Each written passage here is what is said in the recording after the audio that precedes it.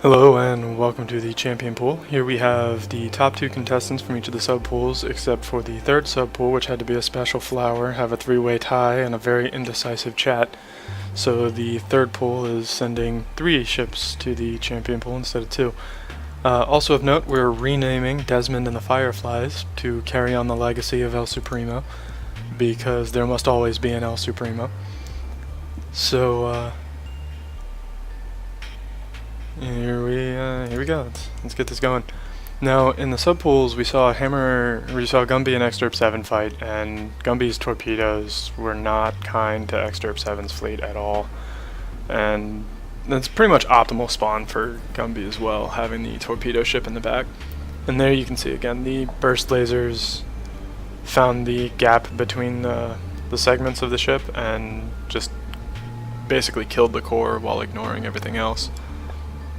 Alphas had mentioned that happened a few times in the first pool, although I had missed some apparently. But that's what that looks like.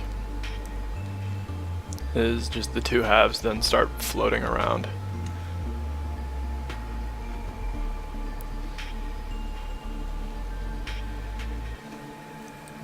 This torpedo ship from Gumby is pretty devastating. And he had mentioned in chat that he had actually revised it to include more armor, specifically to help it survive under direct fire, which is always useful.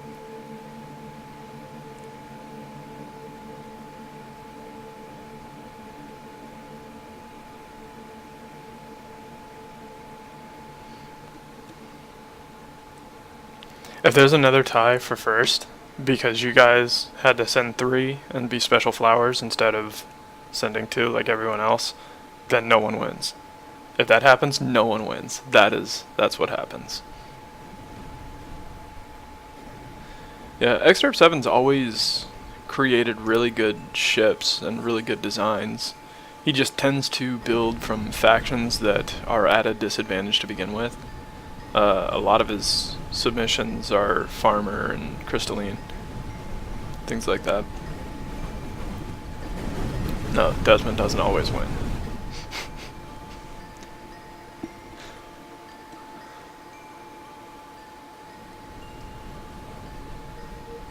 Yeah, that torpedo volley took out 2.5 ships. Just it's uncomfortable.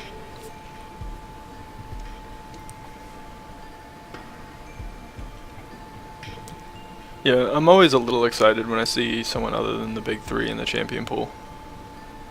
In this case, it's bees.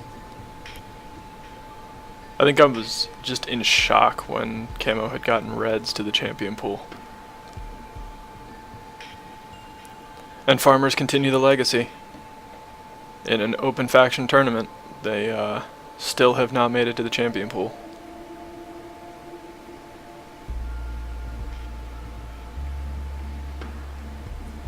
And yeah, we might actually be back to the big 2. It's just been Terran and Sentinel for a while. Nobody's really building Tinkerel anymore.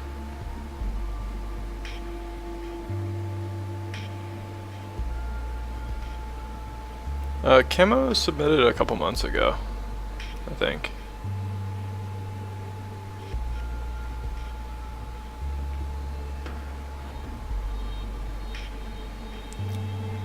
Well, everyone wants to make the giant Tinkerel snipers that just kind of alpha fleets, and with the generator limitations, that doesn't work. But Tinkerel snipers work just fine. But, Tinkerel snipers are more subject to AI shenanigans. But Gumby takes round 1, as we saw in the first pool. But now we've got Climhazzard up against Gumby. And Climhazzard and Gumby, of course, had not faced each other yet. So we'll see how this goes. I feel like the hubcaps are going to be very vulnerable to these torpedo waves. Like, look at that. That is a lot of damage. And that is a lot of torpedoes just launched off into deep space. Because that's where torpedoes are best suited, is in the middle of nowhere.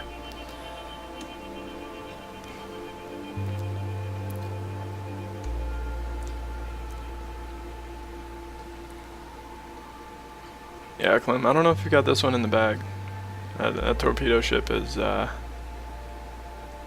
causing problems. Oh, Clem's not even here.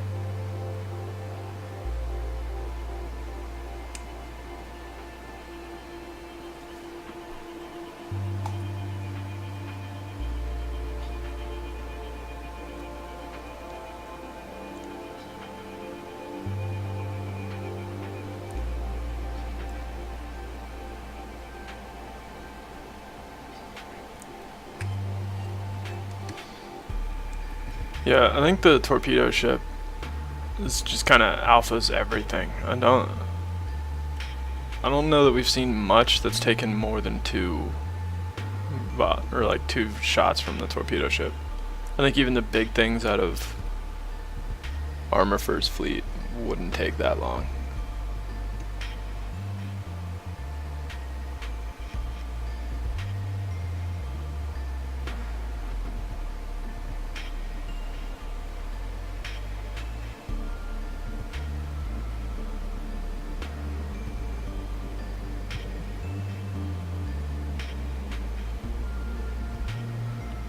I don't remember. Would have to do a lot of digging on that.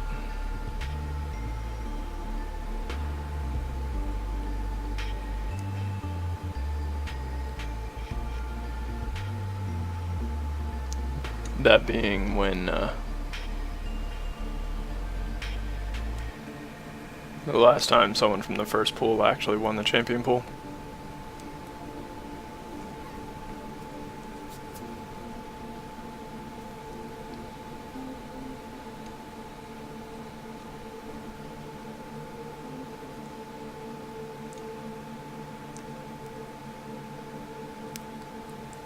Yeah, it looks like Climhazzard's fleet just has no answer for the hammer.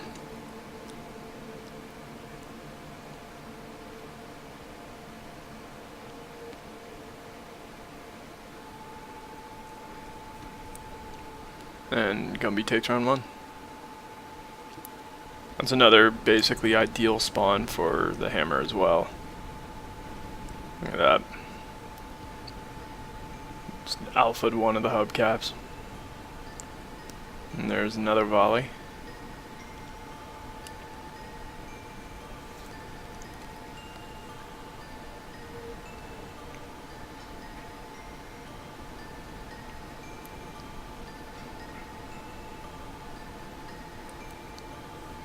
Although if they keep the hammer distracted like this, those little guys theoretically could easily dodge the torpedoes. And I think Husk's hubcaps are better at fighting than Gumby's sentinels, which are what he named his spinners. As long as they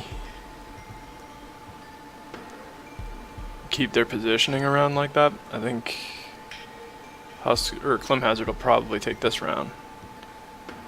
But the missile ship got a little too close, and now the hammer's repositioning. I think this is going to pretty much seal this round for Climhazzard.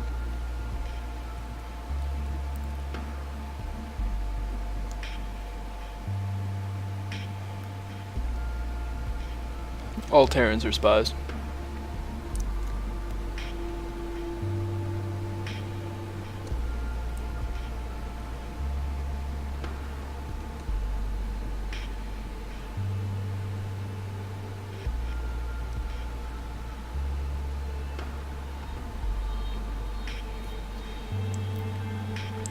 I think Gumby could also... well, no, maybe they are on point defense.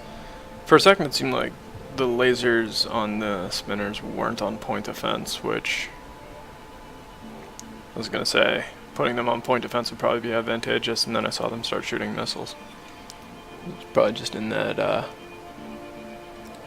dead zone where they're trying to track another ship but haven't gotten in range yet.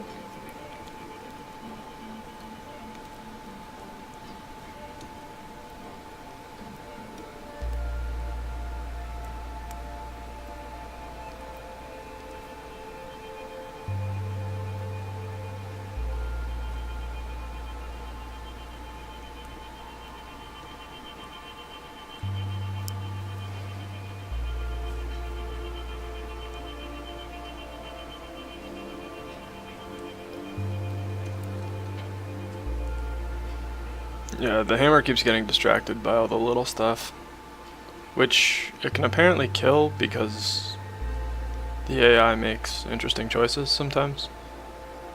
But the bulk of the points are in the big spinners, but Gumby does still manage to squeak by with a point win. So up next we have Husk up against Gumby, or Husk up against Gumby because words. Now, Husk's rammers are something that I don't know if Gumby was prepared for, because Gumby was a first-time submitter, and his fleet's doing very well, but if you haven't seen proper rammers, then there's no way to really be prepared for them. And you can see these little assholes just cutting the hammer in half. Took its entire front end off.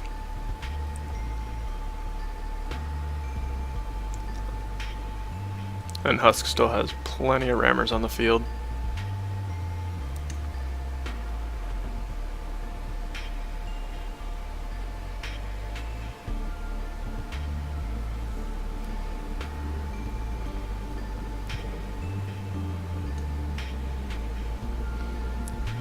And you can see Husk spinners just slowly taking apart, or well, kind of quickly actually taking apart the spinners from Gumby.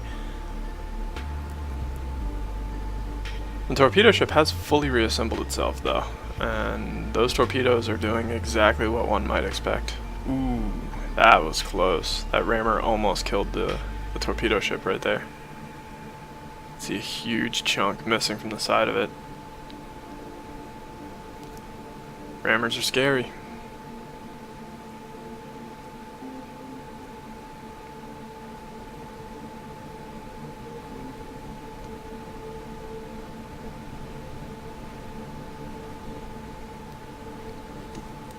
And it's looking like Husk is going to take round one.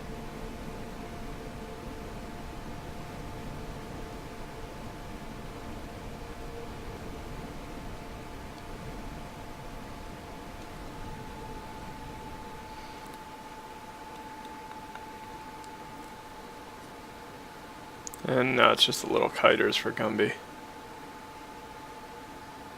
Alright, I think we can all agree there is no way in hell that those kiters are going to make up that point difference, right?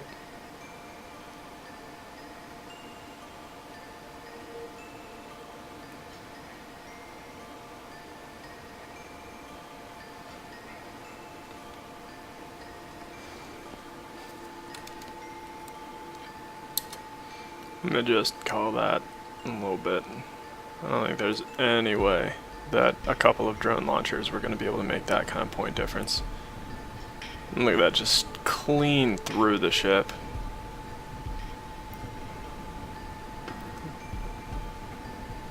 Another one almost accidentally the hammer.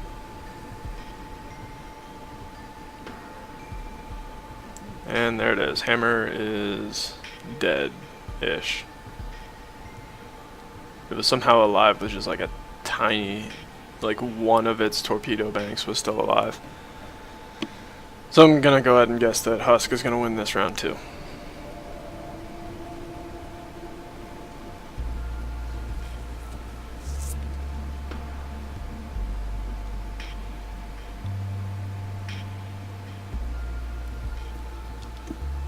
And it's just the kiters left. And I don't think they can do that kind of damage. Alright, so next up we have Pi up against Gumby.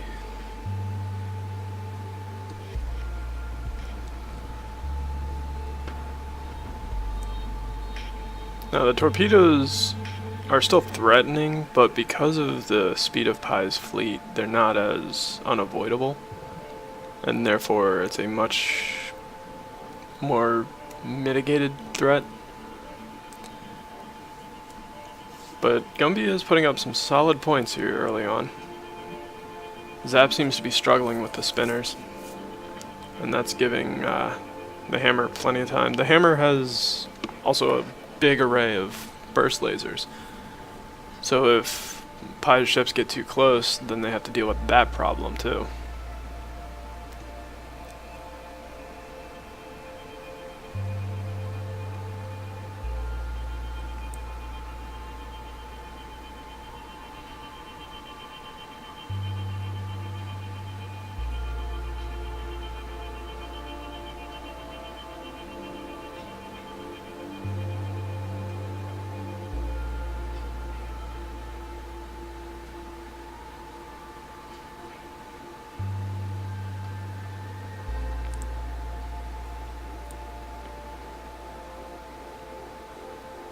And torpedoes running down one of the spacers.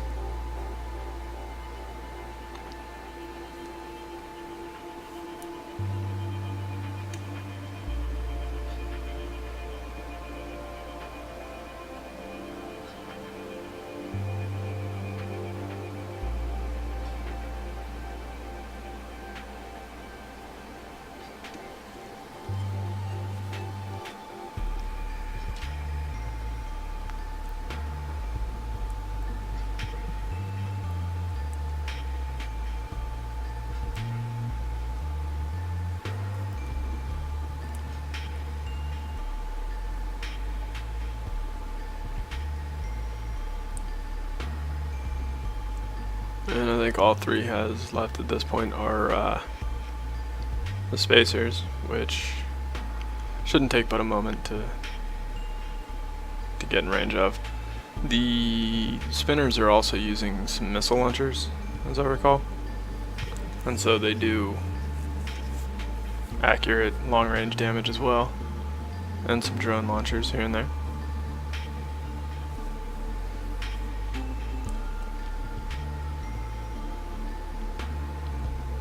And Gumby takes round one with ricochet wall shot torpedoes.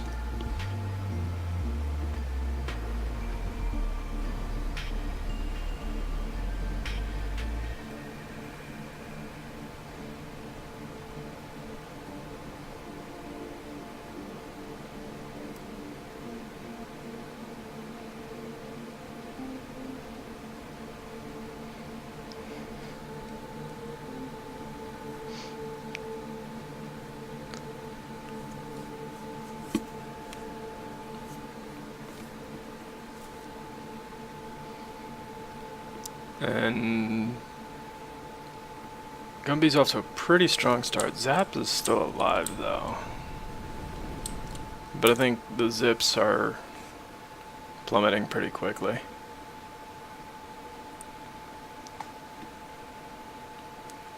And once the hammer turns and actually acquires target, this shit gets real.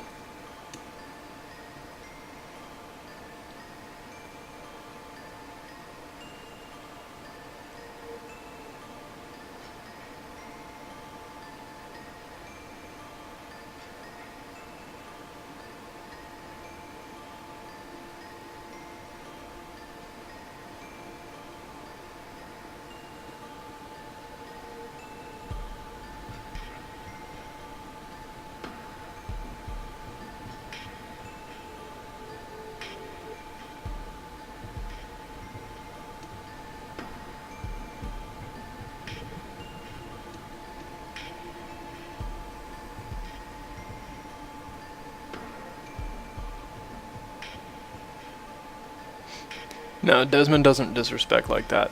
He has his own special brand of disrespect that he uses. It's like if everybody else is using Windex, but he's like, nah man, Pledge. Pledge is better.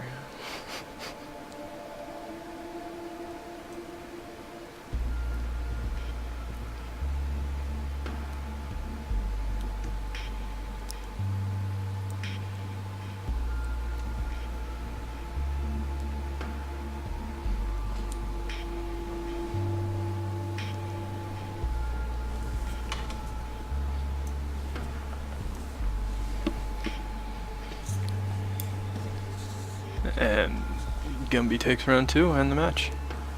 So next up we have Gumby up against Dukeslayer. Let's see how this goes. Now, Husk got by on a lot of the value being that his rammers were so fast that they were able to close and do all sorts of hate and discontent. Duke's rammers are a bit slower, but they seem to be no less motivated to saw through things. As you can see, Duke just cleaning up Gumby's fleet.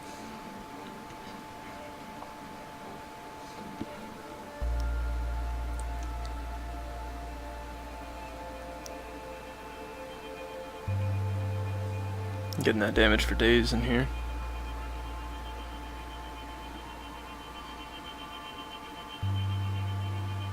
And that goes back to one of the things I was saying. Until you've seen proper rammers, there's no way to be prepared for them.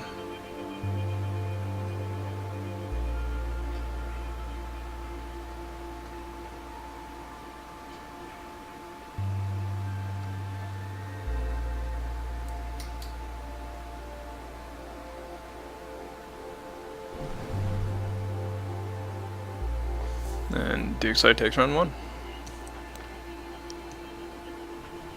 Still been an excellent showing from Gumby, though.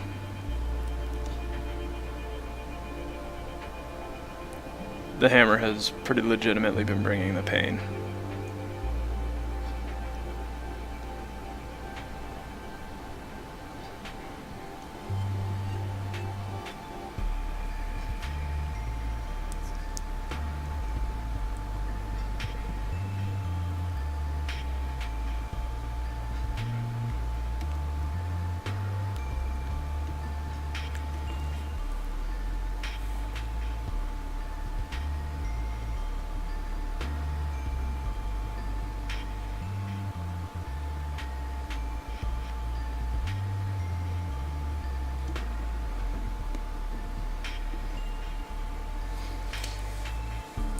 So what you're saying is, you were disrespectful, and then your ships were disrespectful? Is that how that worked?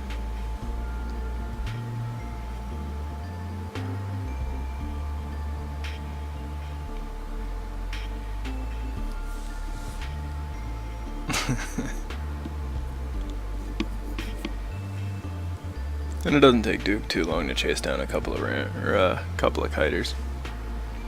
His rammers are fast enough and they've got guns.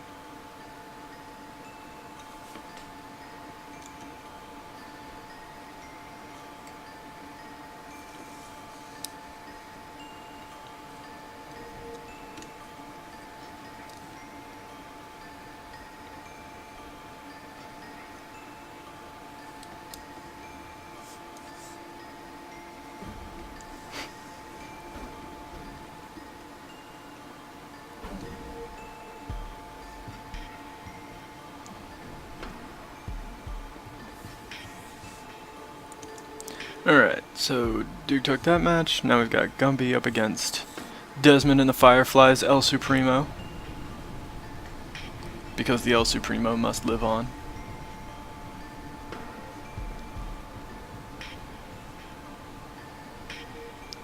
Desmond doing his best, but he's got hard targets to deal with now, and hard targets are not exactly his strong suit. That's what the Fireflies are for. But the Fireflies seem to be not having a great time of it either. The torpedo volleys are pretty consistently missing, which I'm sure is something Splinter's glad for.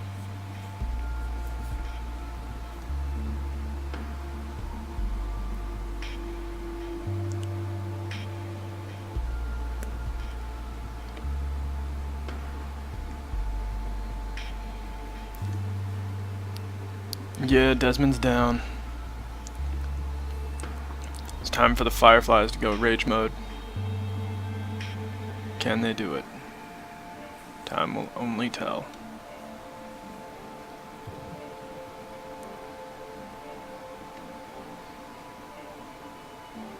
What do you mean I have to show up to the gig on time? I quit. Desmond, probably.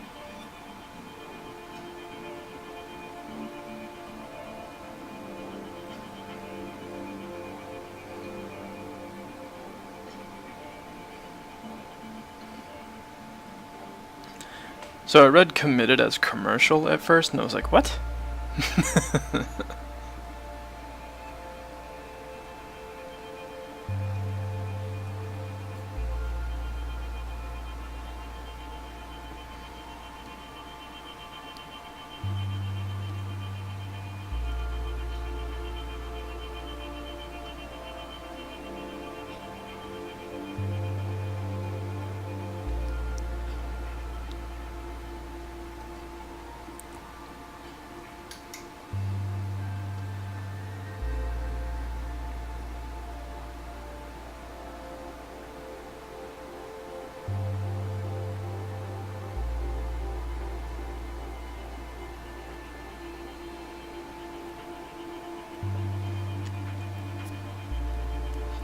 Yeah, Gumby's fleet is no laughing matter.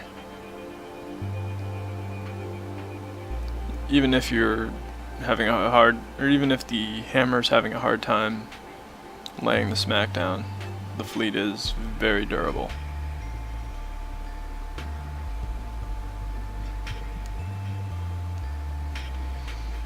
And Gumby takes round 1.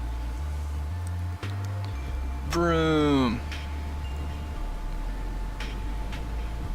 Desmond molting right off the bat. Wait, Desmond's not even running his lasers. He just like drove up to one of the spinners and didn't turn on his proton swords.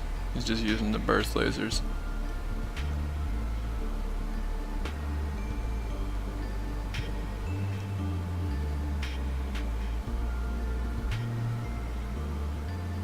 And an ejector seat didn't drove right up to one of the spinners.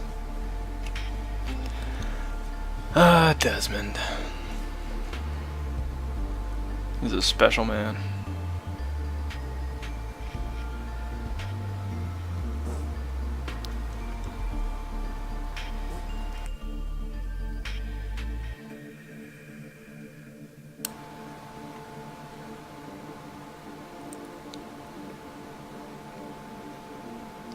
Yeah, basically.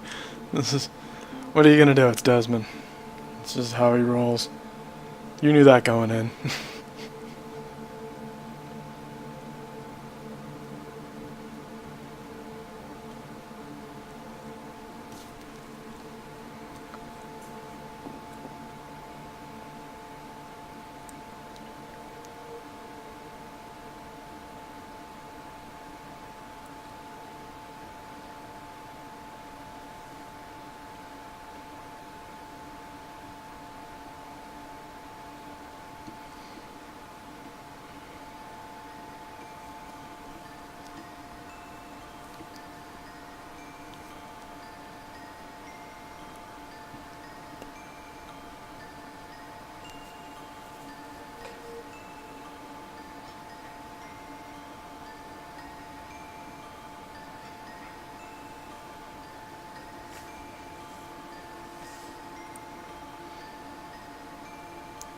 Yeah, if you forgot about heavily armored targets in general, I guess you could say you forgot about the first, second, and third pool.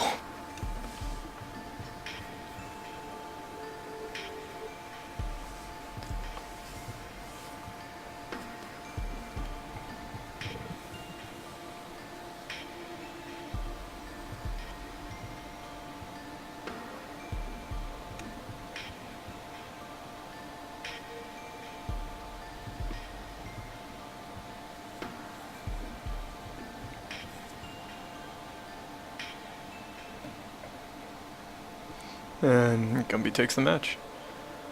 So next up we have Climhazzard up against Exterp 7.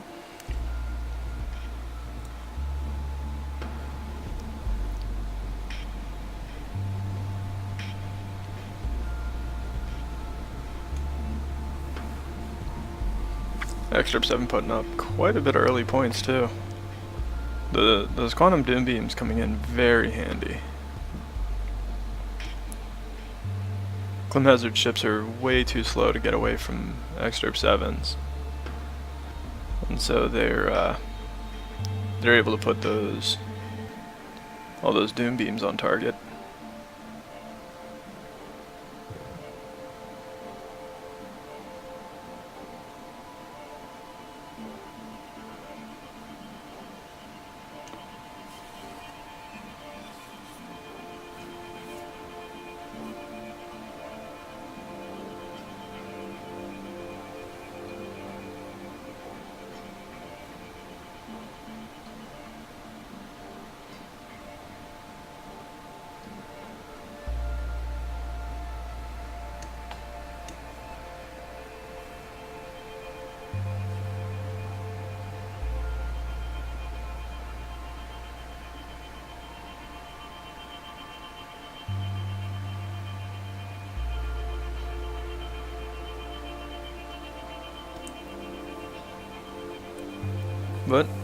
As you can see, Climhazzard's been doing a very good job of pulling it back. The spinners proving their resilience yet again.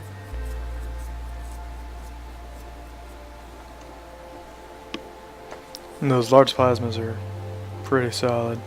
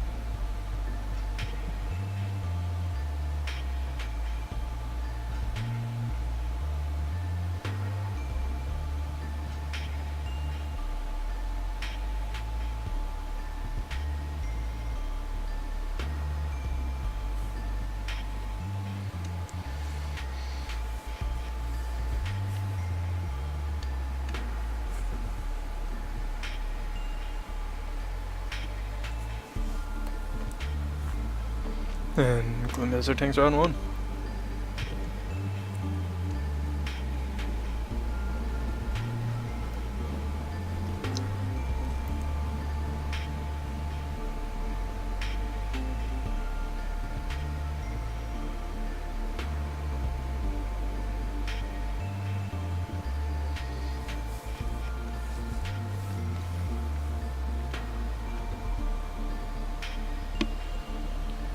And this one's looking like it might be a little scarier for Climhazzard's fleet. A bit of a stronger advantage for Exderp 7, but being able to split off all the B ships a little bit, I think, is going to serve Climhazzard pretty well. But I think Climhazzard's numbers might be dwindling too fast.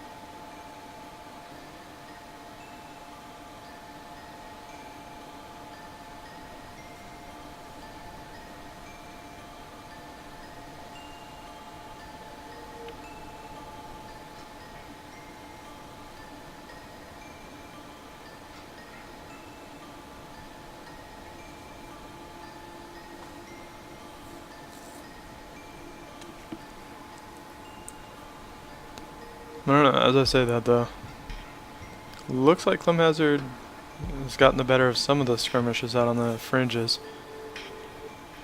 And as his ships consolidate, he should have the advantage. And there's still plenty of time on the board to make up that point difference.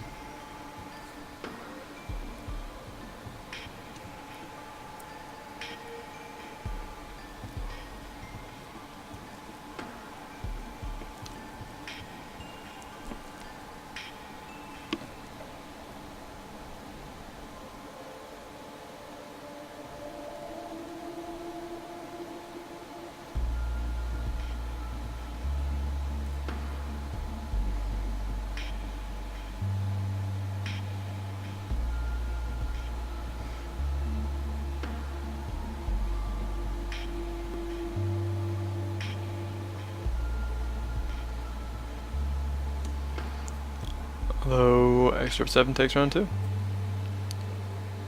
Pretty close game. That could very easily have swung the other way.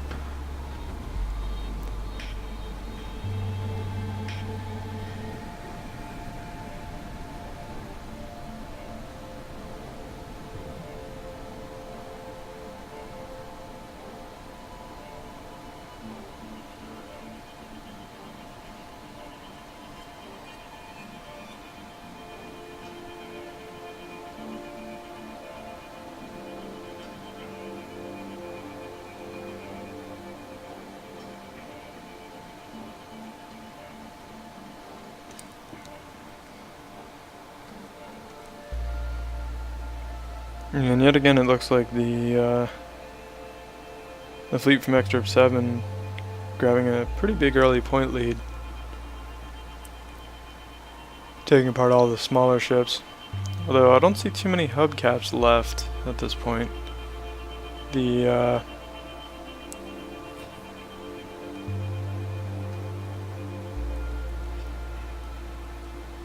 think this round is going pretty well for Excerpt 7 overall.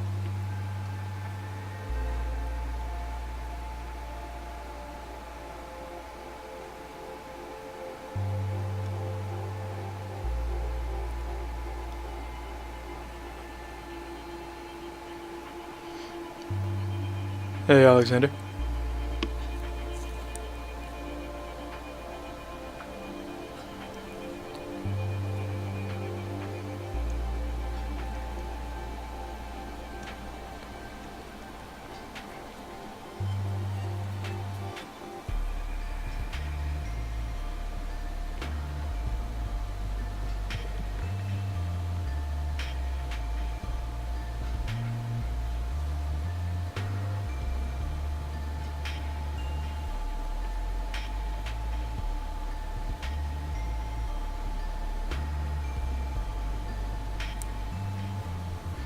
Let's see, this one... Yeah, this one is very much going to be Excerpt 7s as well.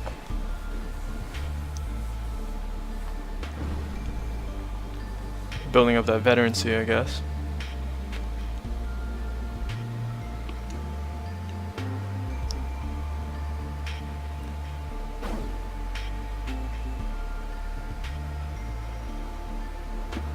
And up next we have Excerpt 7 against Husk. The problem with using Quantum Doom Beams against Sentinels is that in order to use the Quantum Doom Beams, you're basically in melee spike range. And melee spikes do slightly more damage. I can't imagine this one going in Excerpt 7's favor.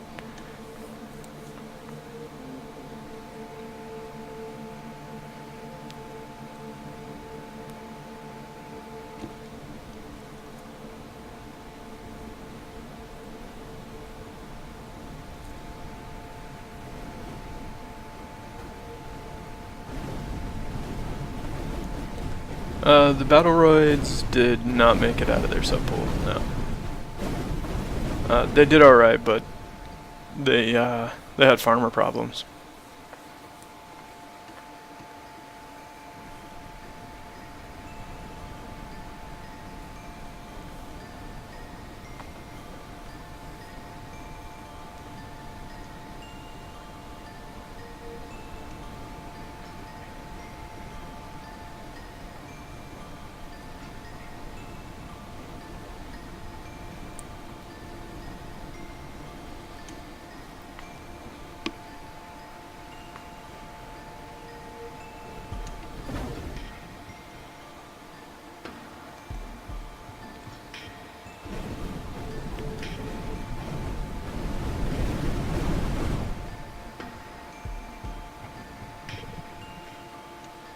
And up next we have Excerpt 7 up against Pi. Now Pi's got range and mobility that he needs, but I think Excerpt 7 ships are able to close the gap fast enough, and those Doom Beams are going to just saw through Zap.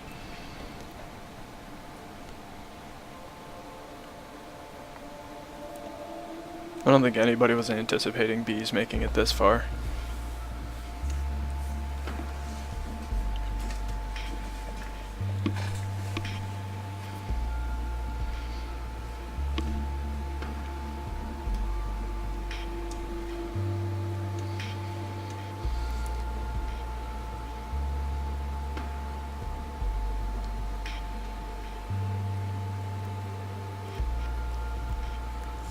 That said, it does look like some of Pi's kiters have been holding on pretty well.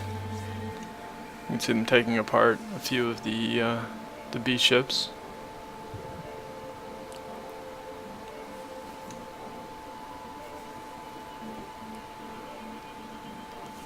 Yeah, Pi might just be able to pull this one off.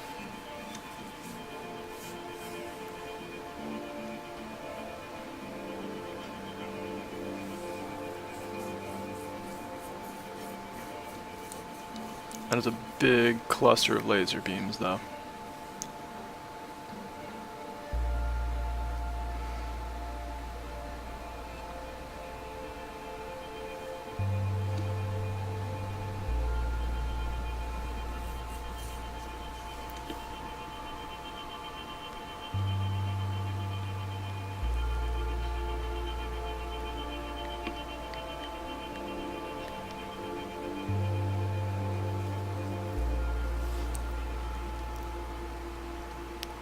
Look at Zap just isolating and destroying one at a time.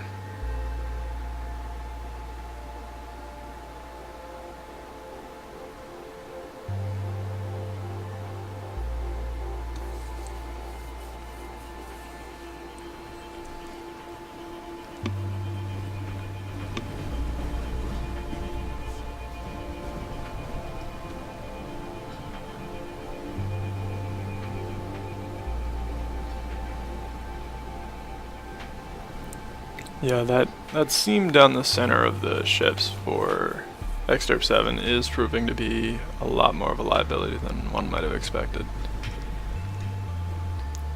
Pi's picked up a few kills just firing down that seam. The ship is otherwise still intact, and Pi takes round 1.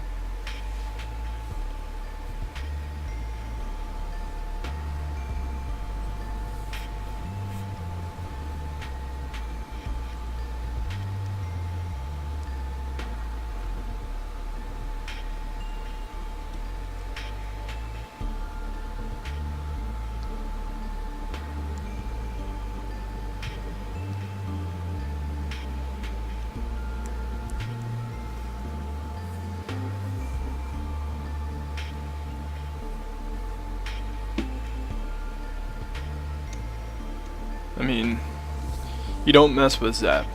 You have to really commit and take him apart quickly. It's about the only way to really deal with Zap, I think. If you lollydick around, then Zap's just gonna run around and do Zap things and shoot all your stuff and kill people. But you get in there with the violence. No, not Destroid. Desmond isn't here.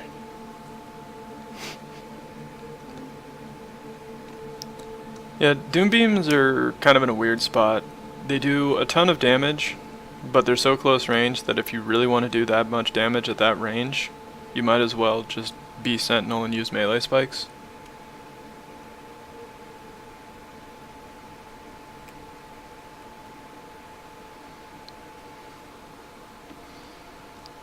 I'm disappointed in you.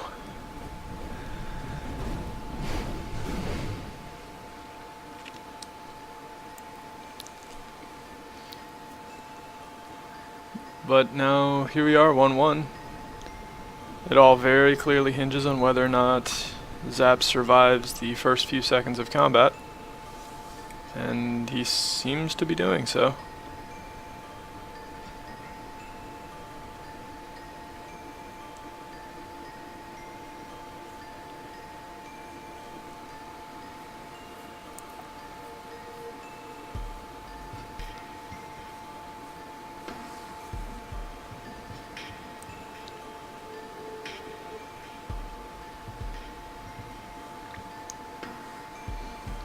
You gotta love Zap hero moding all the Doom Beam ships.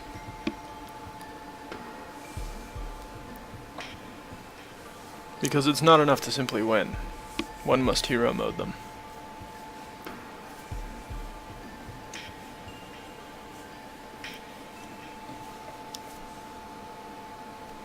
And yeah, basically, if you can even make it to the champion pool, you should be pretty proud of yourself.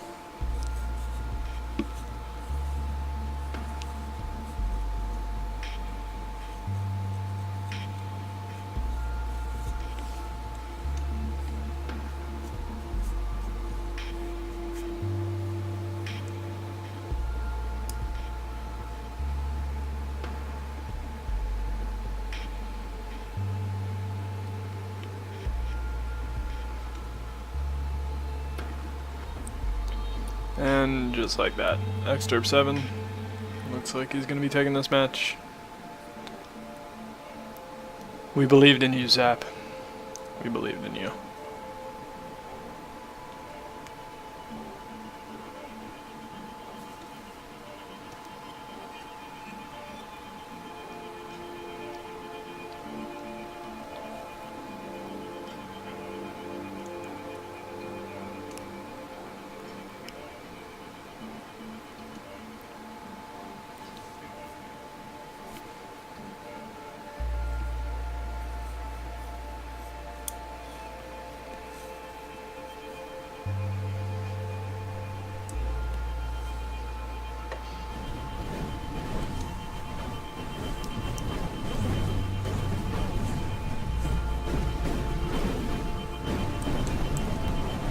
It's a disappointing moment for Pi, no doubt.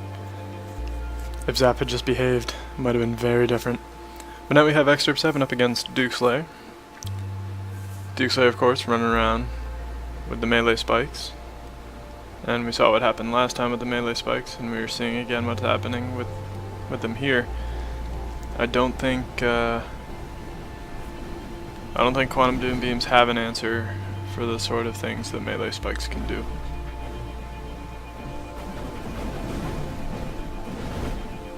And Dukeslayer takes round 1. Splinterman didn't submit farmers, he abandoned the farmer ship and switched to Terrans at the last moment.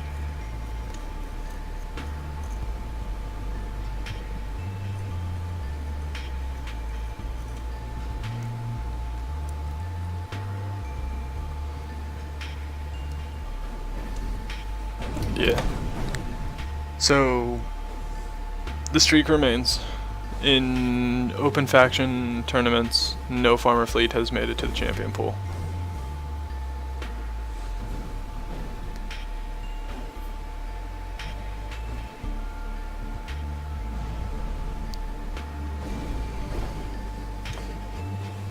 And Dukeslayer wins the match.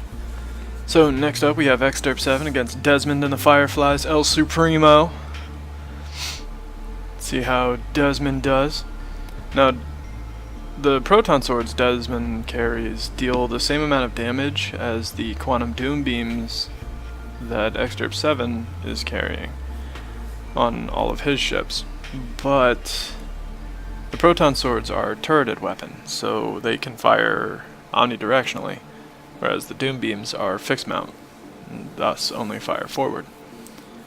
Which kind of gives Desmond some advantages over the Piraras.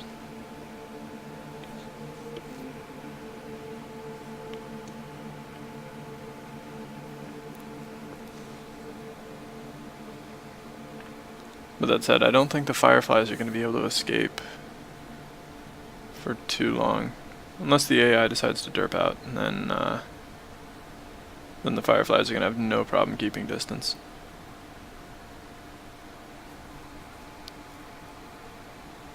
But there's still quite a few B ships left on the field.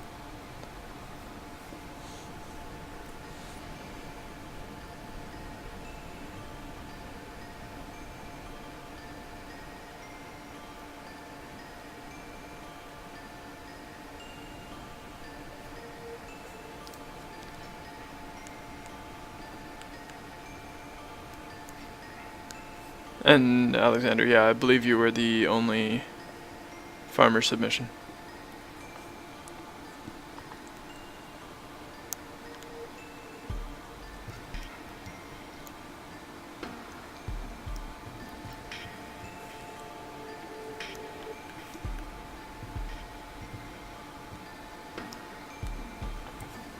Yep, it does look like Desmond and his Fireflies, despite their intense loathing of Sentinels, are struggling against the bees.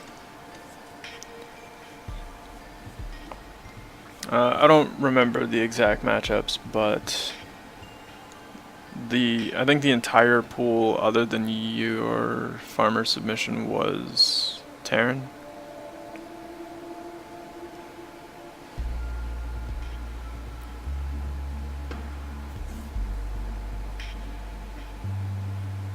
Yeah, and I know... Oh, yeah. You would have had to have lost to Exterp 7's fleet as well. The B lasers. Yeah, the crystal condenser batteries.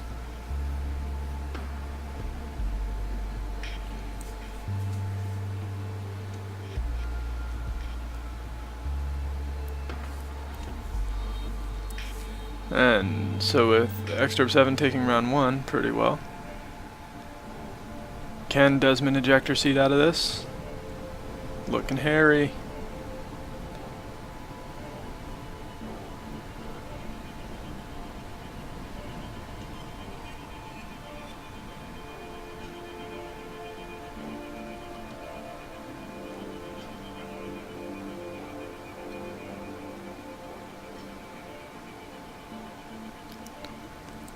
And Desmond is down. So now the Fireflies have to endure the onslaught of the bees for 2 minutes. Not feeling great about their odds, if I'm honest.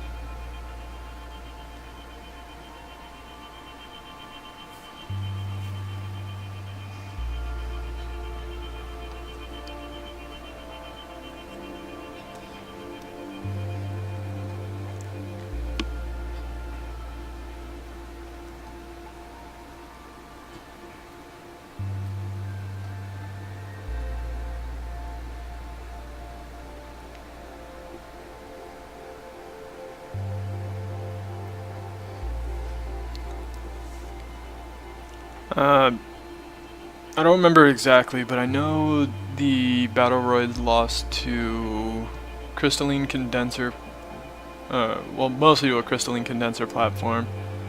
There were the Terran hammer, which was a big-ass torpedo array with spinning blockers, and they lost to Exterp 7's Piraras.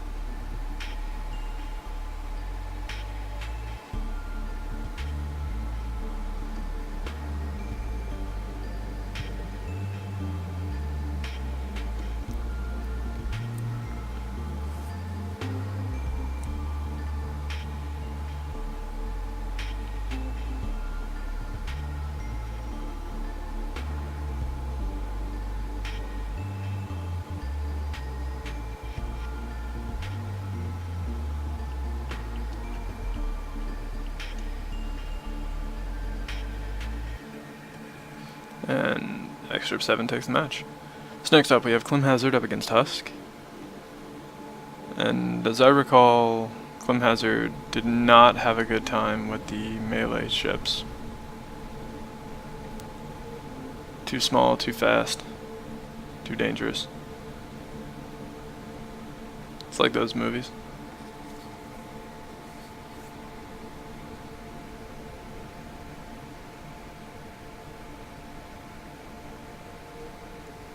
The spinning kind of worked, but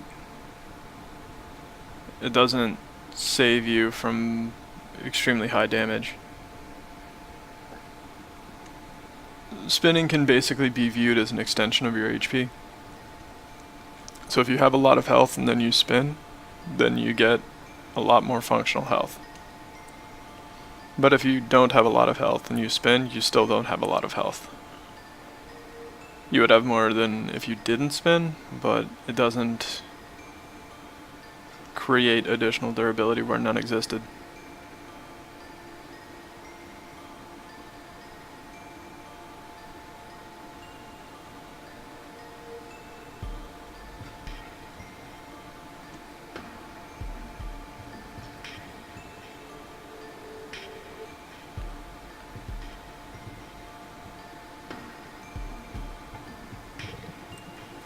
And Husk taking a pretty solid point lead.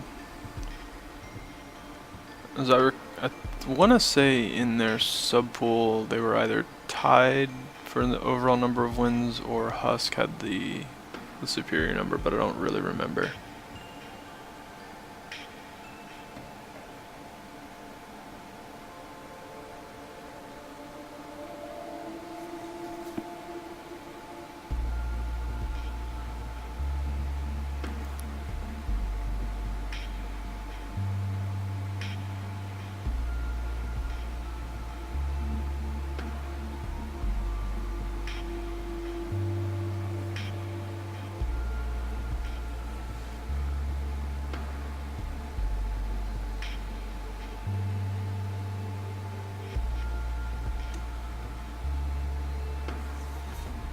Yeah, I want to say the Roids had pretty solid PD, but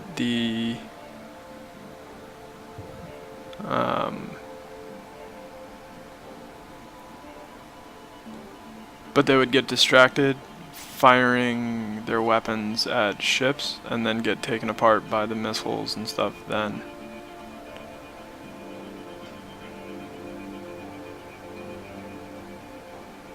I mean, they spun. It's just that what constitutes a lot of health for farmers doesn't constitute a lot of health for other people.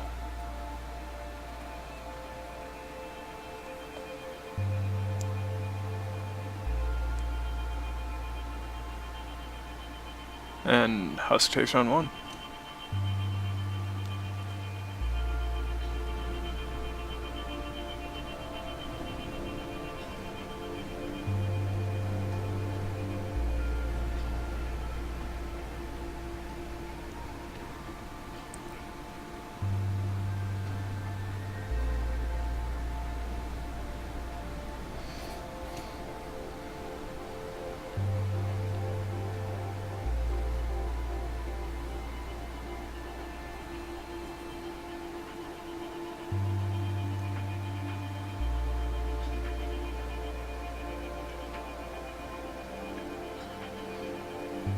Yeah, replays, I don't know, they're probably timed, but by the time the replay expires, the videos will be on YouTube anyway.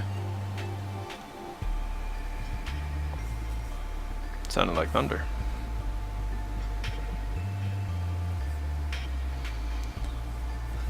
But yeah. Pretty narrow point gap here too, with Husk and Climhazzard both trying to rack up points, but I think most of Husk's, or I was gonna say most of Climhazzard points have already been scored, but you can see one of Husk's spinners has actually lost the bulk of its exterior armor. Gotta cut it to shreds. It's important.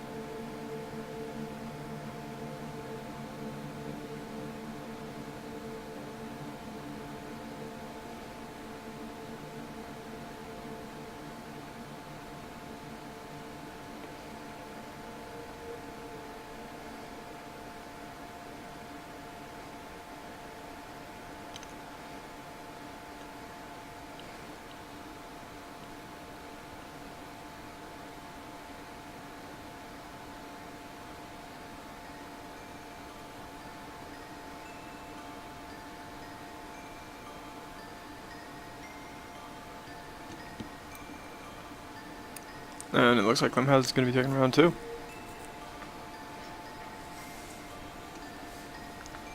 Get us one of them 3-rounders, ladies and gentlemen.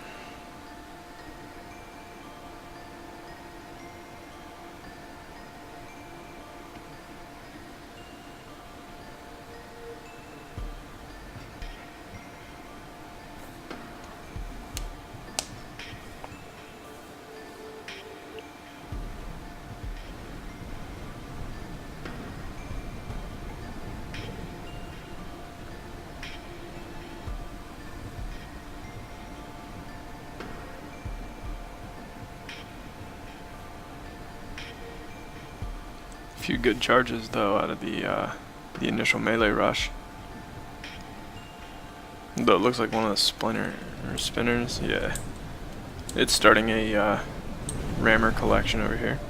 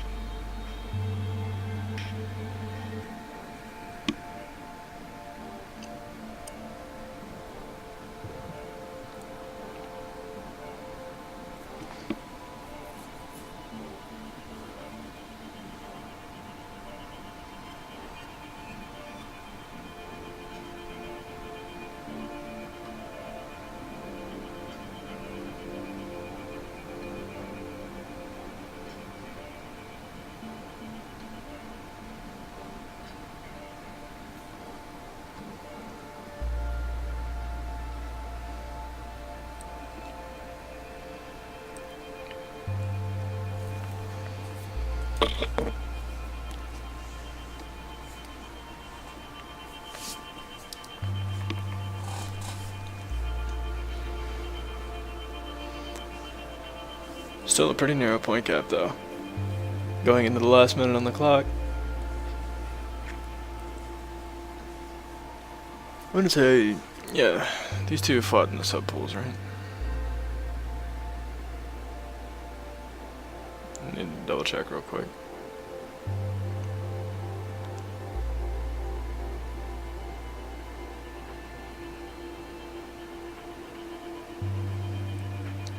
Yeah, they fought in the sub pools. I don't really, but like I said, it's been long enough. I've already forgotten who won and who lost in the sub pool.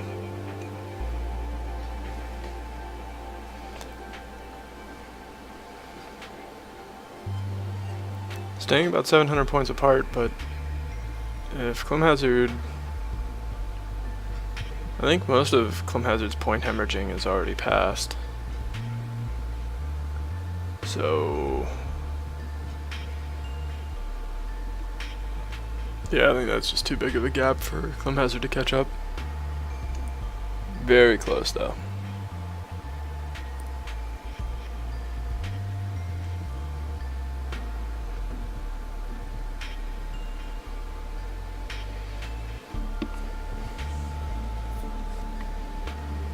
But now we've got Climhazzard up against Pi. I don't know how Pi's gonna handle this particular fleet though. I think Pi was kind of worried about Climhazzard's fleet because of the heavy Terran. And yeah, there's a fair bit of dirt mode right off the bat.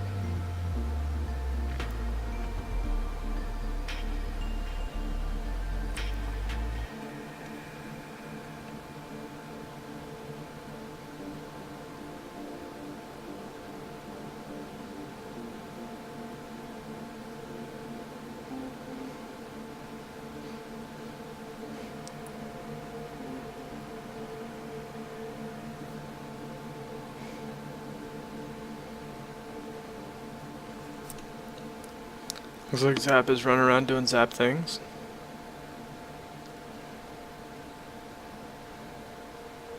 Trying to run down all the kiters. Because there's certainly no shortage of those. But though those burst lasers doing a pretty magnificent job of cutting through the kiters' shields and liberating them from their mortal coil.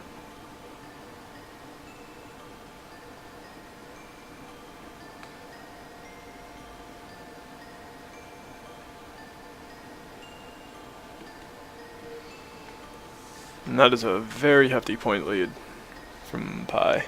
So, I don't know, if I were betting man, I'd say Pi's got the first round pretty well contained.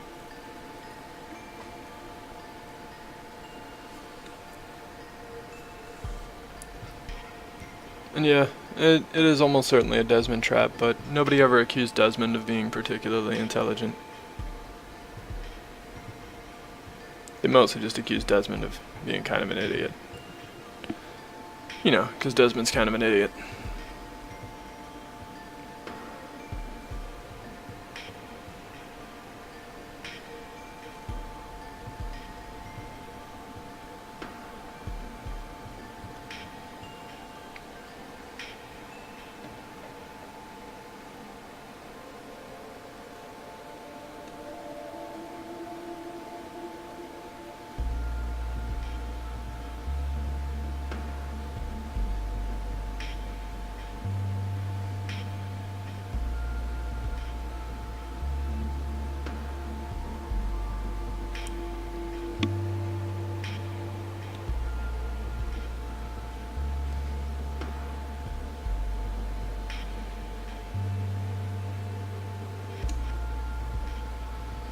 And Pi takes round 1. With about a 2,000 point advantage, that's not terrible.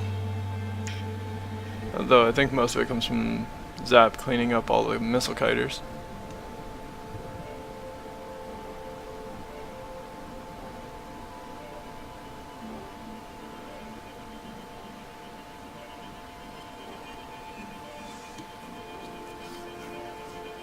Which it looks like he's going to be doing again. I think Command Execute's fleet, Climhazzard's fleet relies on the opponent moving in and engaging, which then the missile kiters would move forward, draw some aggro, and then fly backward past the spinners.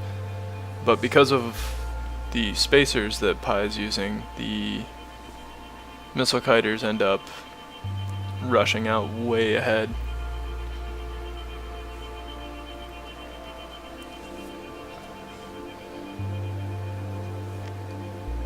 However, Zap getting a little brave and deciding he's going to fight a spinner instead of cleaning up all the missile kiters. Probably not to Pi's advantage. I'm sure it could kill them given time, but I don't think it's a worthwhile use of his time when compared to killing all the kiters.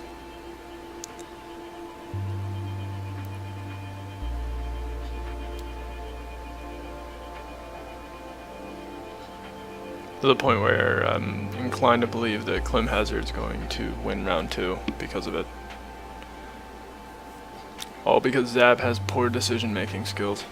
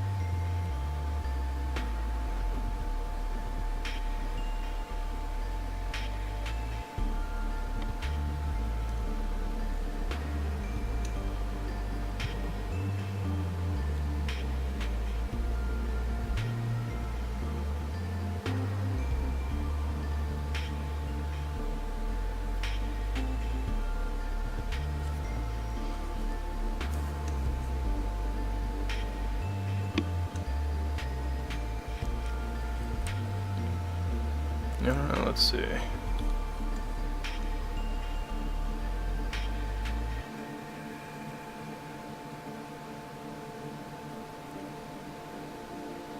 I don't think there's a whole lot of time dilation right now. Might be a bit here when everything's alive, but I imagine that's mostly just because of all the missiles.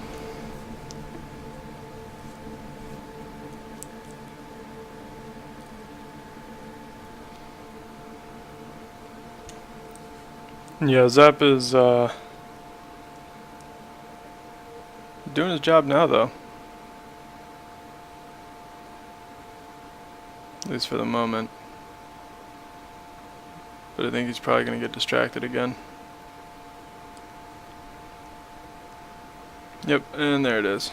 Now Zap is engaging the spinners instead of the kiters. Poor Zap. You have poor decision-making skills.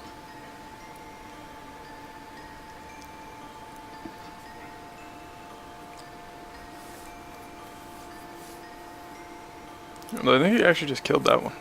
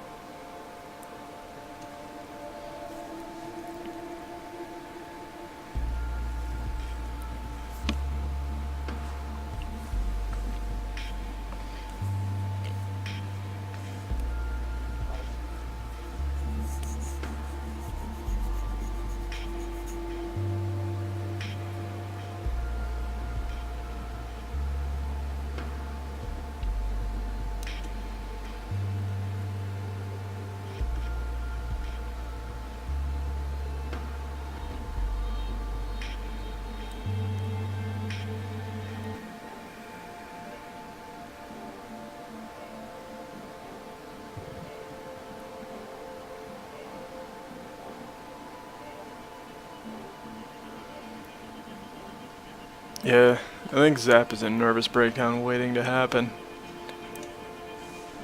Every time he gets too close to the spinners, you keep expecting him to switch targets, and then he'll switch back to the kiters. And go back and forth. Zap is a terrible person. He and Desmond should make a power couple. But Climhazzard wins the match. So up next we've got Climhazzard against Dukeslayer. Climhazzard previously had some issues dealing with melee spikes, which Dukeslayer has a couple of those as well. So I don't imagine this one will go too terribly much different. And that was interesting. One of Duke's rammers got lodged inside of one of the spinners, and then another rammer came in, hit the first rammer, and pushed through.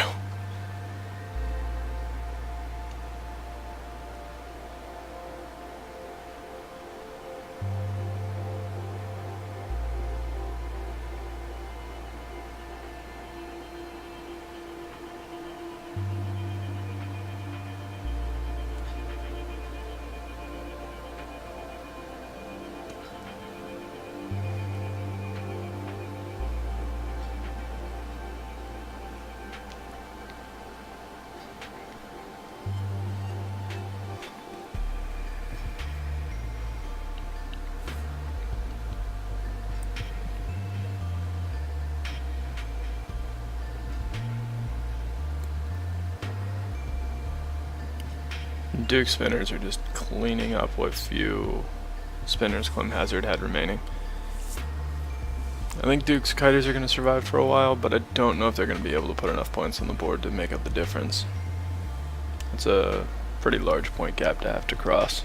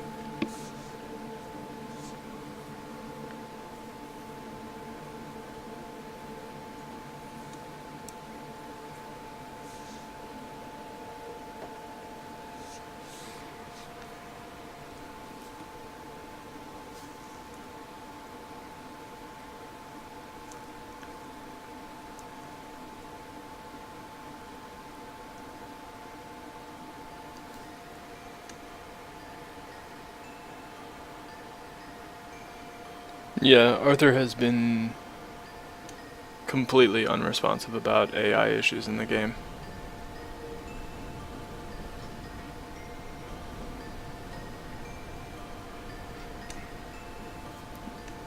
Almost all of his responses have been bugs and other feature requests.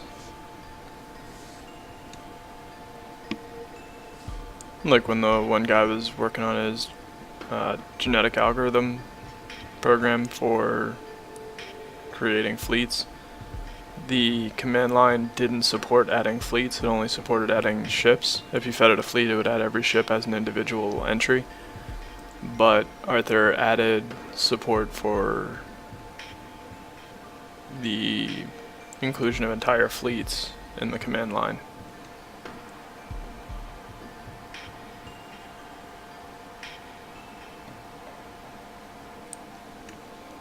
Yeah, execution behavior and awareness that there's more than one possible ship on the field would solve the bulk of the reassembly AI problems. But they are things that we as players can't fix, we can only mitigate. And even then there's only a certain extent.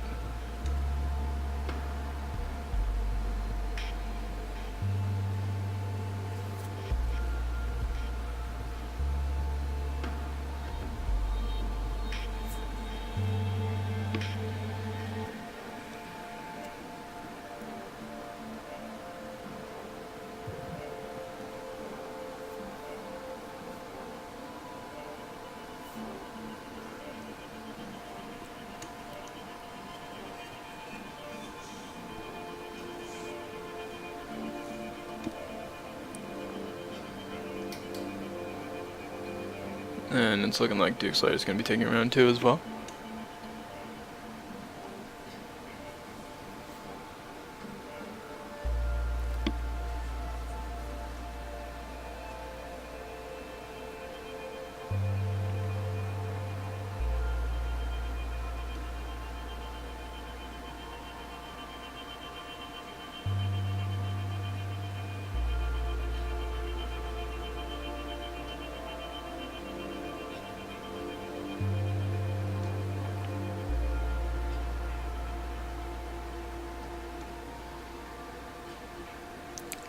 See, Husk, what you need is Desmond. Desmond would handle all of those problems for you. Isn't that right, Splinter? Assuming you're still awake and not sleeping.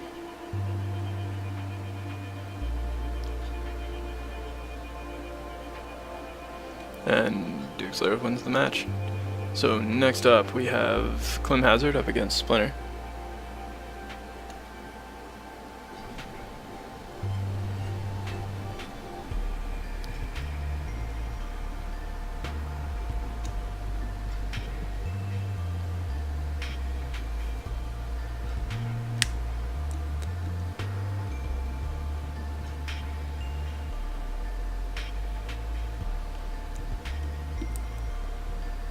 Splinter off to a pretty good start. Desmond would actually be able to clean up these missile kiters pretty effectively if he could control himself, but his movement, much like his mind, is a mystery.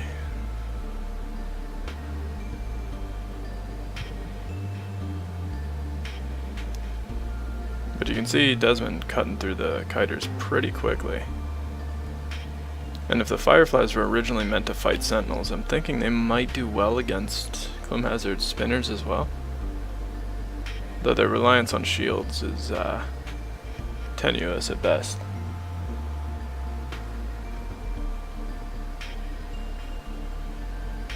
Desmond doing a good chunk of damage to that spinner though. You can see it filing down instead of a circle, now it's kind of a wedge.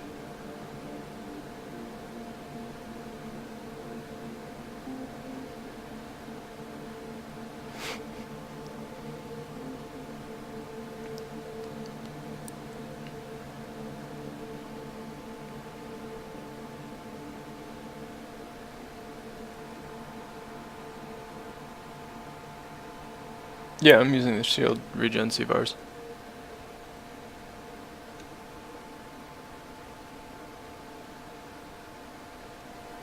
Be kind of a dick move, tell everybody I'm going to be using it and then don't do it.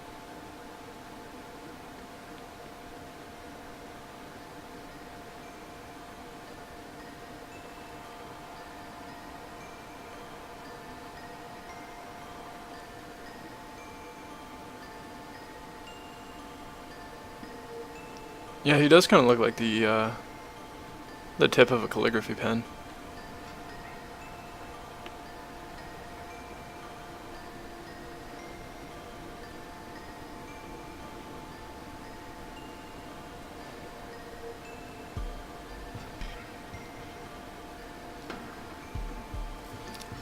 It's looking like Splinter's gonna have round one pretty well under control.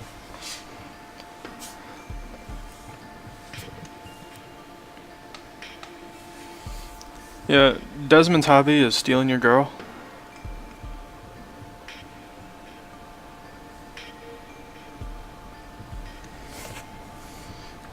And Desmond takes round one.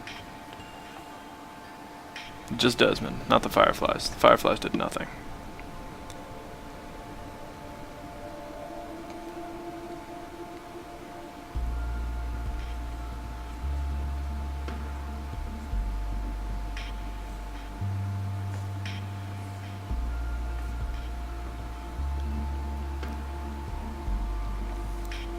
Round two off to a decent start. I still feel like Desmond's time would be best used shooting all the kiters rather than trying to go after the spinners. But what are you gonna do?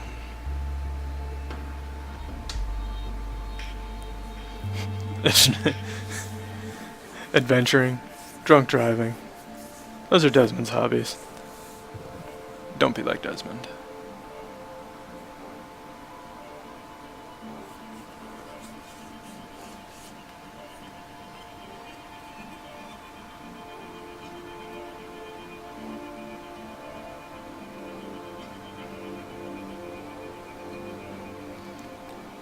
I like that Desmond hits the kiters so hard that they change direction and just stick to him while he lasers them to death.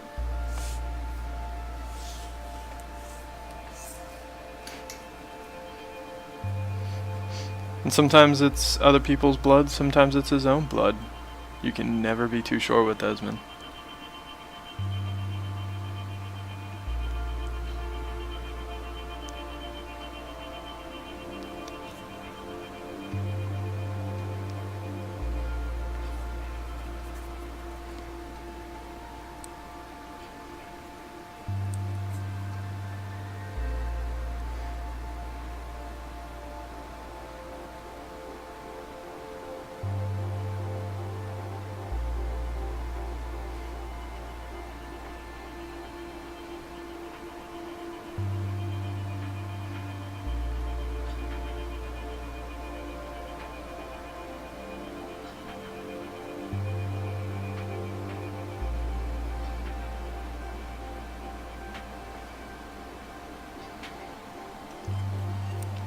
The Fireflies actually earning their keep too here, in all honesty. At the very least, they're keeping profound amounts of Climhazzard's fleet very busy while Desmond runs around and does Desmond things.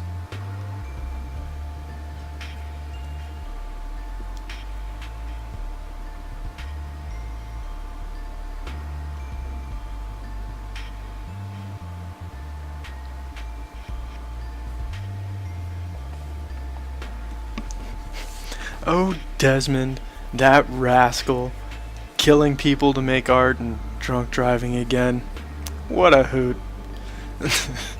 And Splinter takes the match. So up next we have Husk and Pi. These two did not fight each other earlier. Pi fought against Dukeslayer. If I remember right, didn't Pi win that one? Or am I making that up? I have no idea.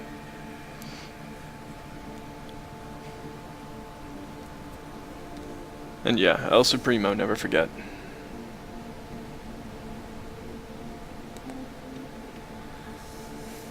El Supremo is Spanish for Desmond. Or at least that's what Desmond says.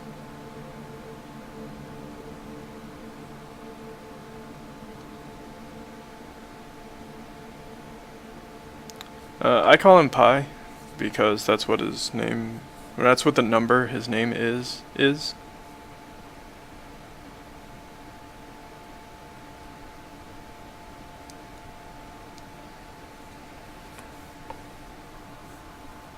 Or at least I try to call him Pi, but I'm sure sometimes I call him 3 or whatever.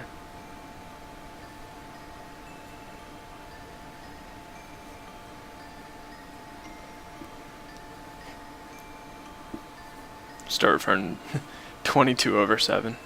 There you go.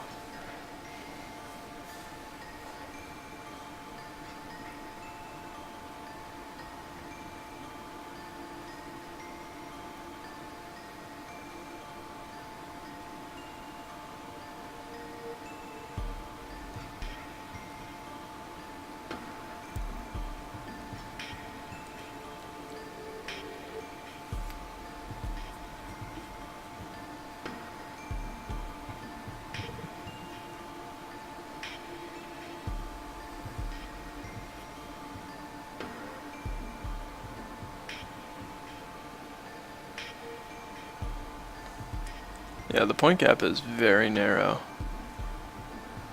And there are still a few melee ships left alive for Husk's fleet, but I think Husk is gonna win this first round on points.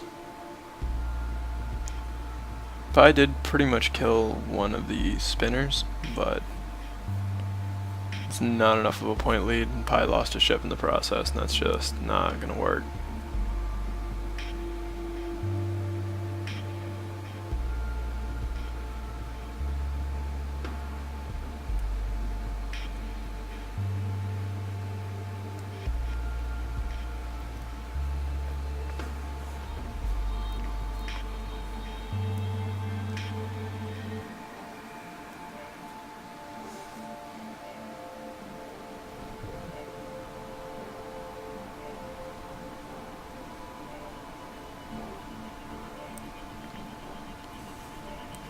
I think as far as the guns themselves go, I want to say Husk is also using more plasma bolts and fewer annihilators.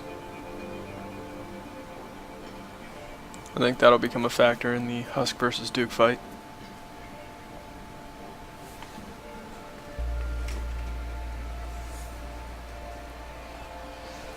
And the sun's coming up. Hooray, sun. Yeah. Yeah, plasma bolts for their weight do more DPS than annihilators, but annihilators have the splash. And conventional wisdom suggests that splash is super useful against tankier targets, or like unshielded targets, I should say.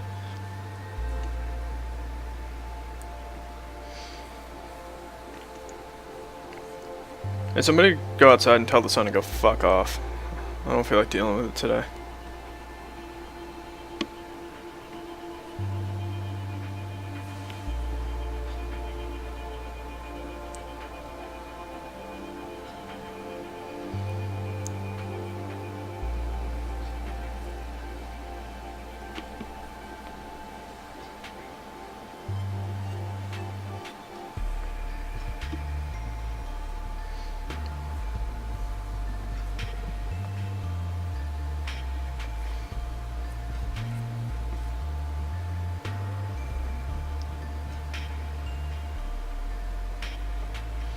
See, I was trying to come up with a joke like that, Dukeslayer, like, what would happen if a Herald of Dawn met Desmond?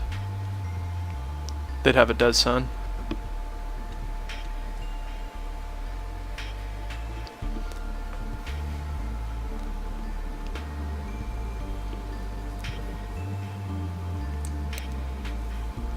And still with a fairly narrow point gap, but a point gap nonetheless. It's looking like Husk will be taking round 2. And by fairly narrow, of course, as soon as I say it, the one of the ships derps its way into imminent demise.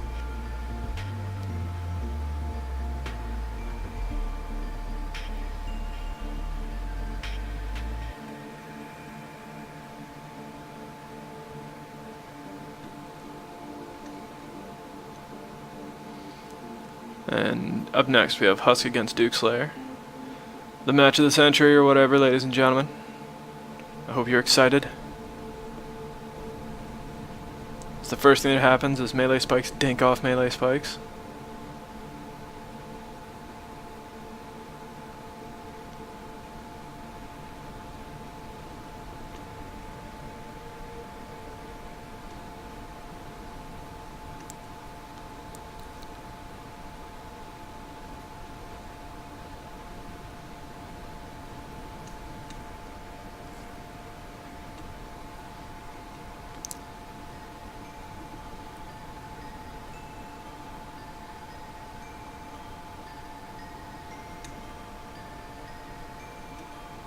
Yeah, Duke is kind of running away with the scoreboard.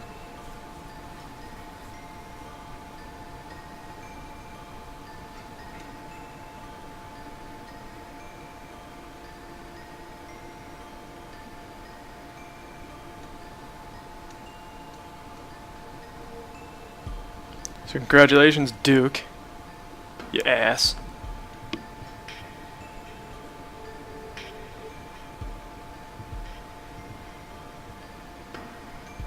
Yeah, the V4 in Adrenaline Rush V4 is no joke. This is the 4th fleet Duke sent. And 3 of them were sent within like the last week. Like every other day I was getting a new fleet from Duke.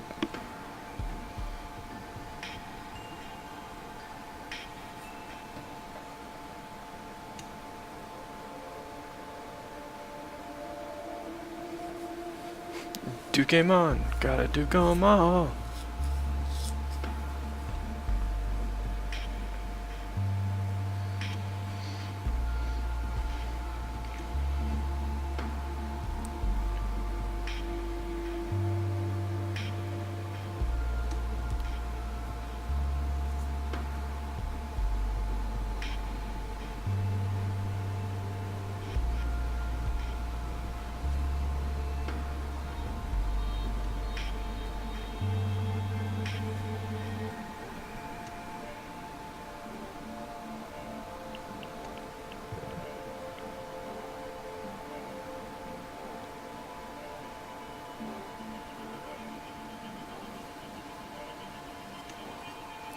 In Farmer Bizarro Land. What is Farmer Bizarro Land?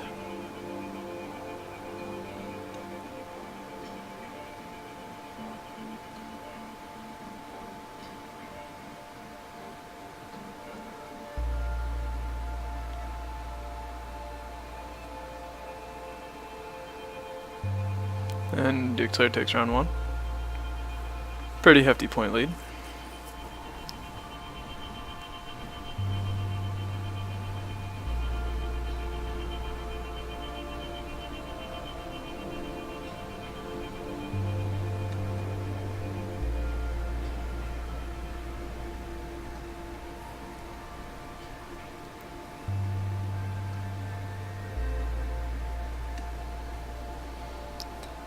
Yeah, I was half expecting and half hoping that Splinter would produce something with farmers that actually kind of gave them a legit entry in the champion pool.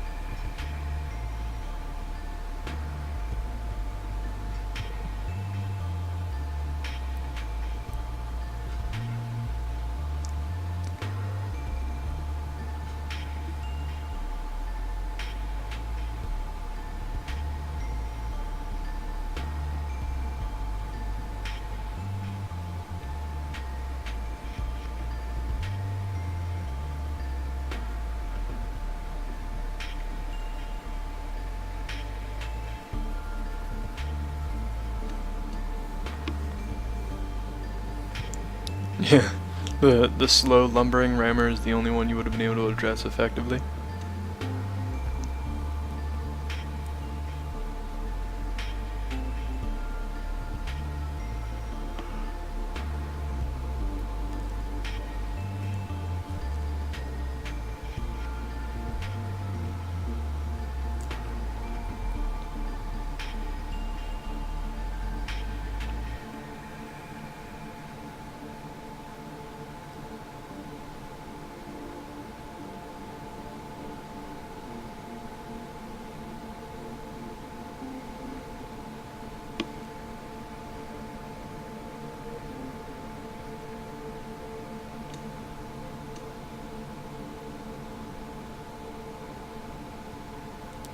And it's looking like Duke's gonna have round 2 as well.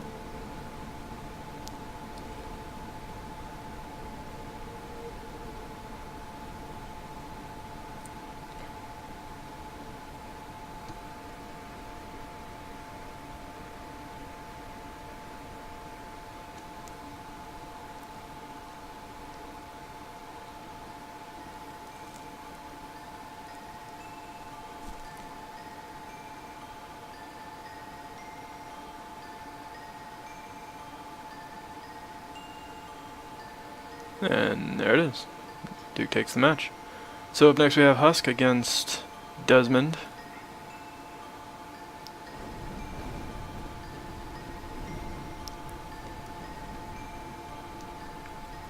And it does not appear that Desmond likes rammers. Especially not these fast ones. He does not appear to be a fan at all. Look at him. Just running away. I don't need this in my life.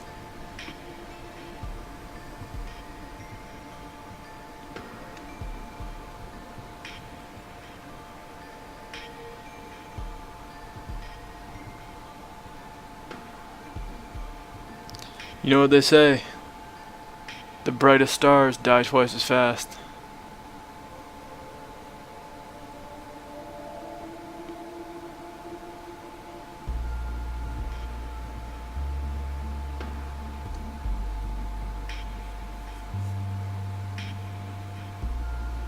Or some other, you know, pseudo-poetic shit.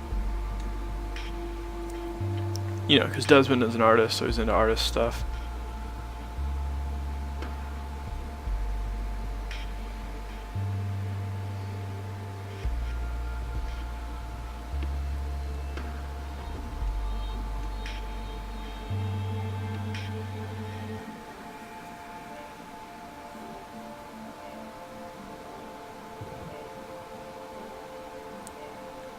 Doing a pretty good job so far, though, with the fight parts.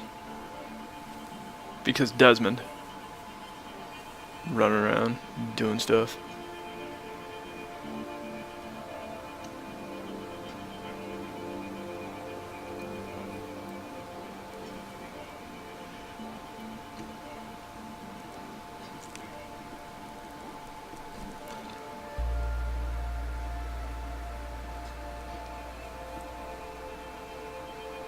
The candle that burns brightest at both ends lasts less. Poetry.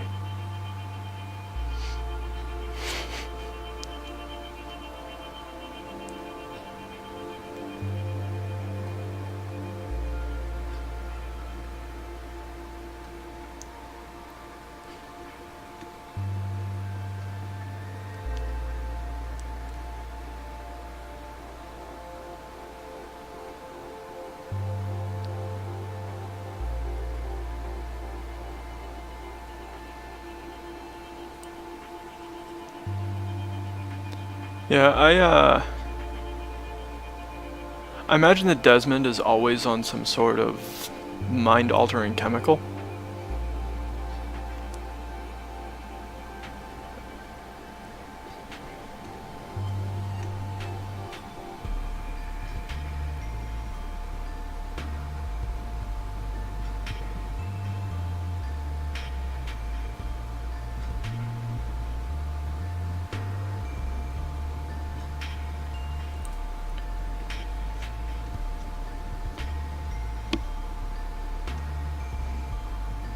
Ooh, Desmond down. Desmond down. How will the Fireflies cope with the loss of Desmond? Is the band finished? Or is it only just beginning?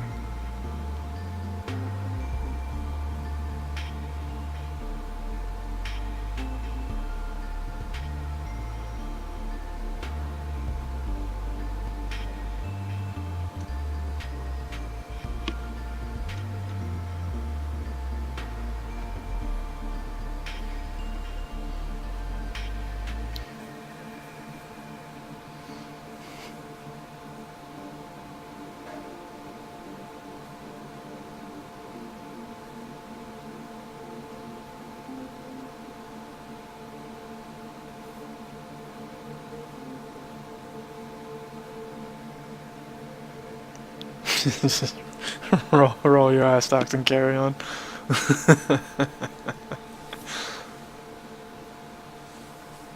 I didn't know the Fireflies were part of Armor First Fleet.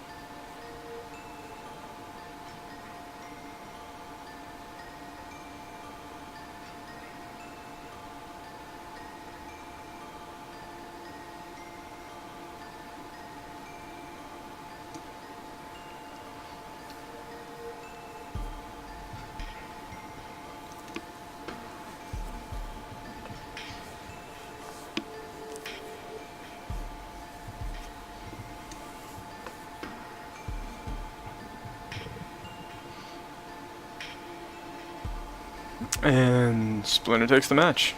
Not Desmond, because Desmond's an idiot. But next up we have Pi against Dukeslayer.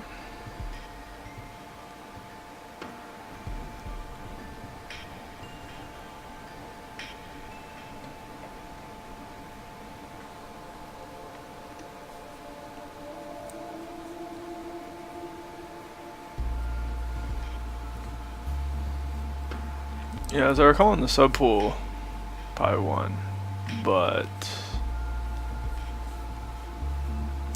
as was mentioned, Dukeslayer's spinners have some kind of weird juju about them.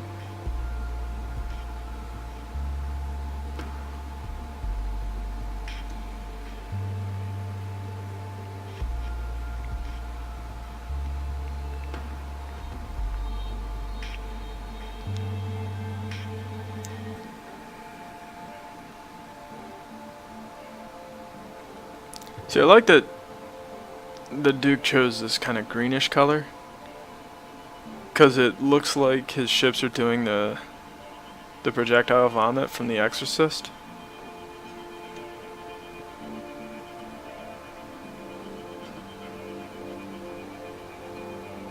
Just blah, blah, blah, blah, blah. You know, as ships tend to do.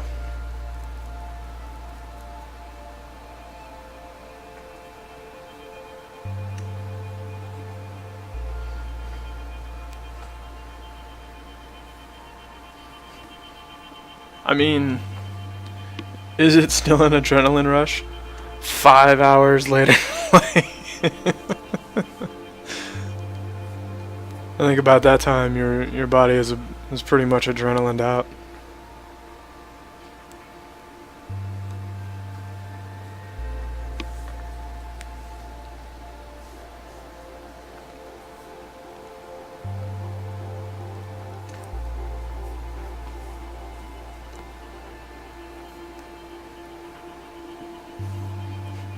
Adrenaline.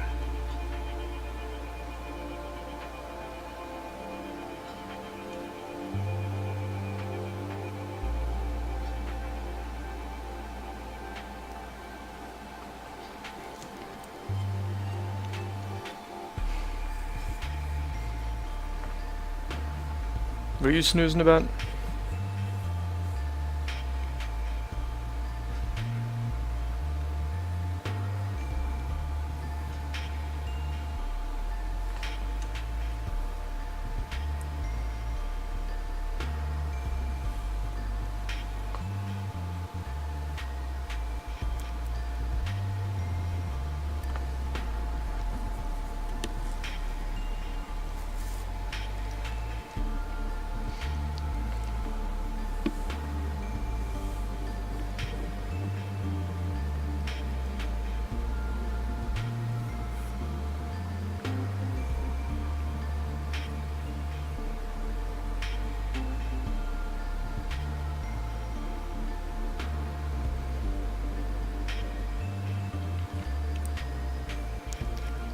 And not just the aesthetic. Think about the implication.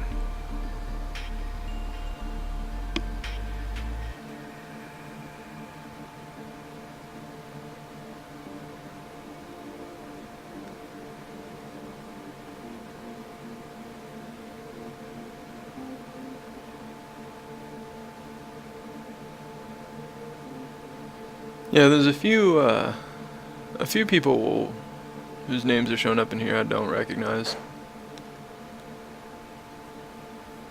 But, yeah, I do appreciate all of you sticking around.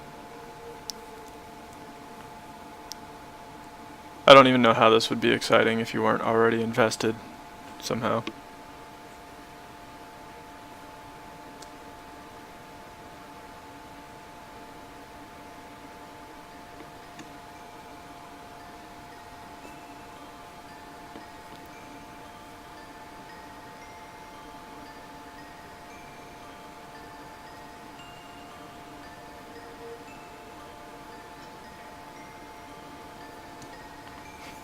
Sunday, Sunday, Sunday.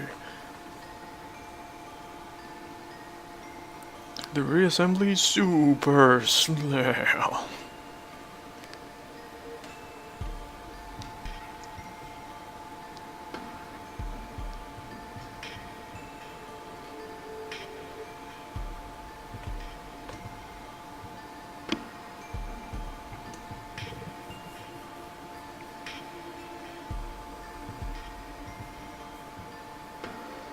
Yeah, it was raining here a minute ago, but it stopped.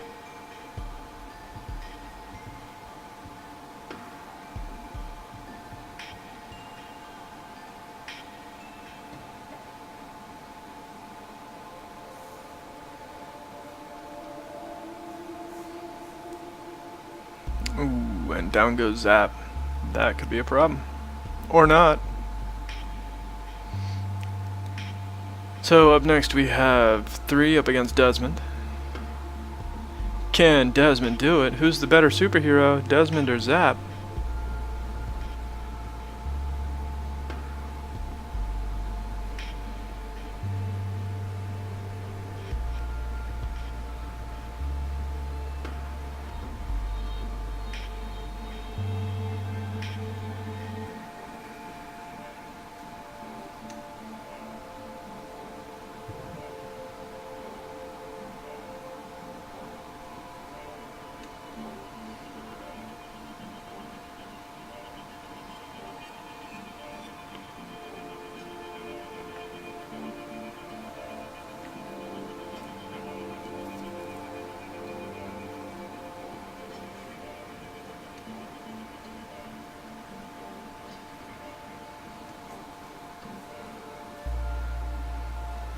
No, if you think Desmond is a lame superhero name, it's because you don't understand Desmond. He's not a superhero, he's just super. He ain't no hero, man.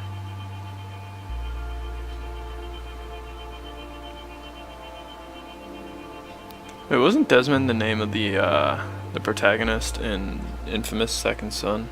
Can someone look that up for me real quick?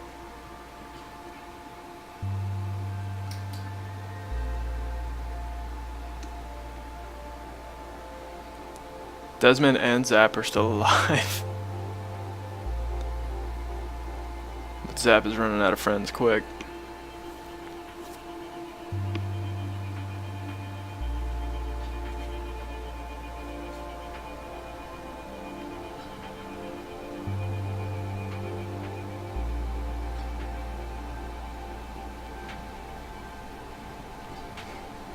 And there goes Desmond, turning the wrong way.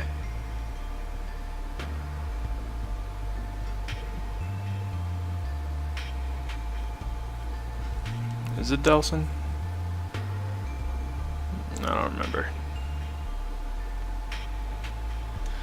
I don't even know, you guys. I just do not even know.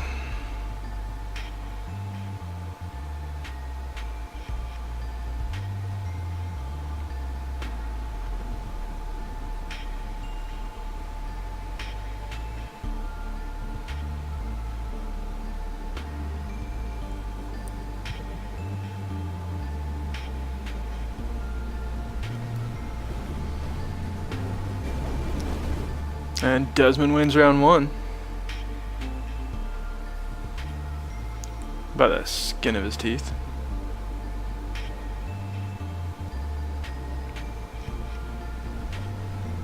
Ooh, Ooh, Desmond took a big hit from Zap though.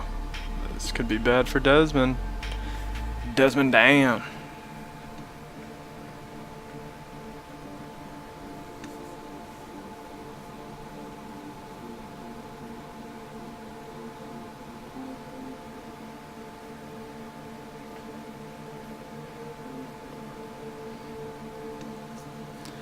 I thought the term was peace out. Guess I'm gonna peace out now.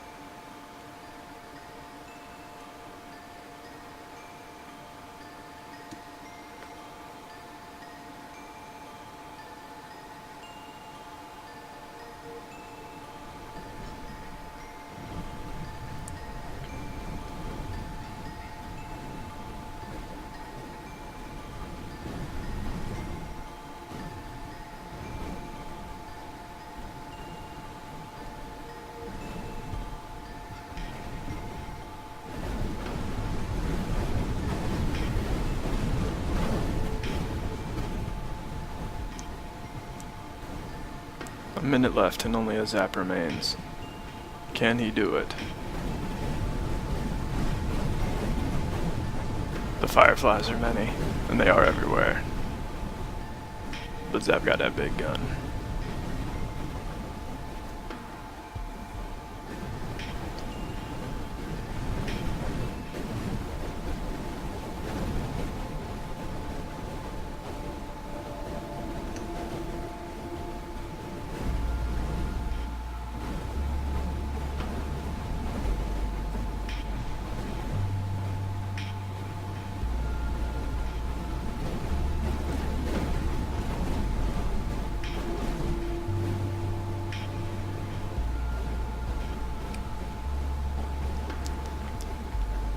So I like that the Fireflies did better without Desmond, like completely without him, than with him helping.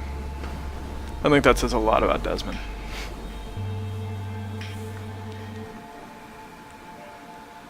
And lastly, we have Dukeslayer up against Splinter. Or sorry, Desmond. Because this is the Desmond show.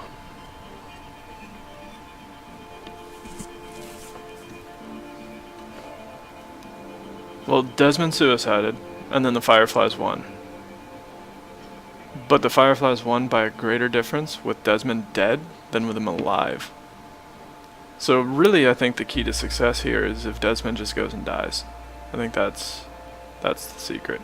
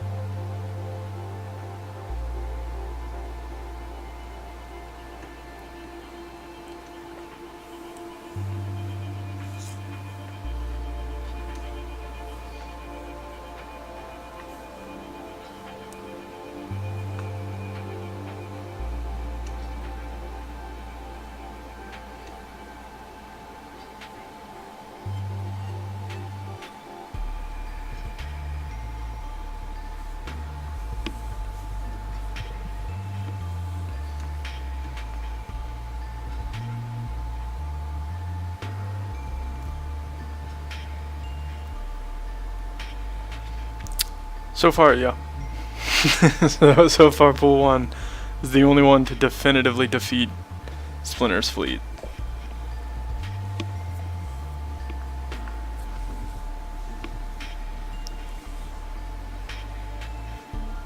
I think Desmond and the Fireflies actually beat both of the fleets from Pool 3. Which, if it had done that the first time around, we wouldn't have had to have a tiebreaker. But no. Desmond doesn't believe in work for Desmond, but he does believe in work for people that aren't Desmond. This Desmond is a terrible person. Don't be Desmond.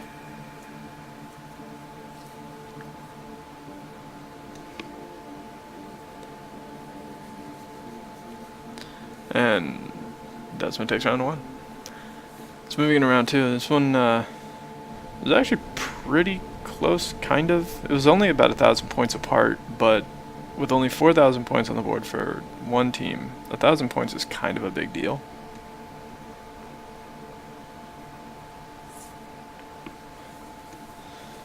Desmond's going to get himself an ass whooping is what's going to happen.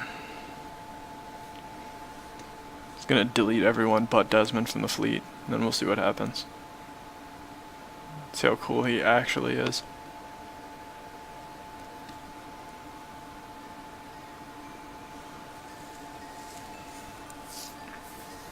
But Duke off to a very strong lead in the beginning of this, round 2.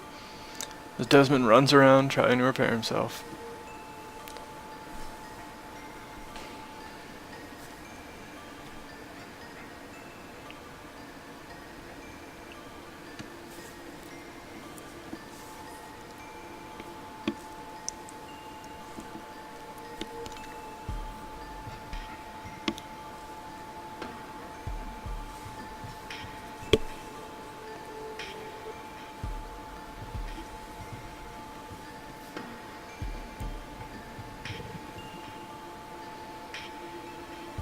I'm not entirely sure that Splinter's going to be able to make back this point gap.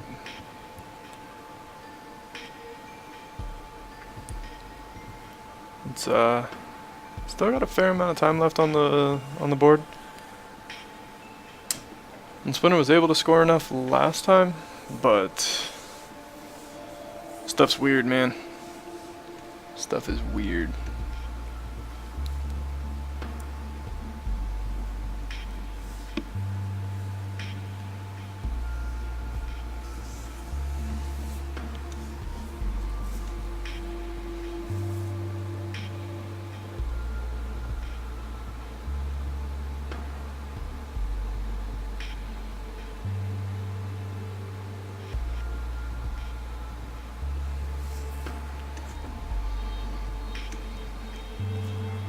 Nobody does, man.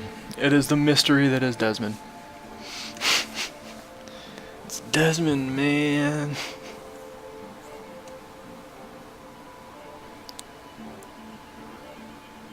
Desmond is an unknowable monster.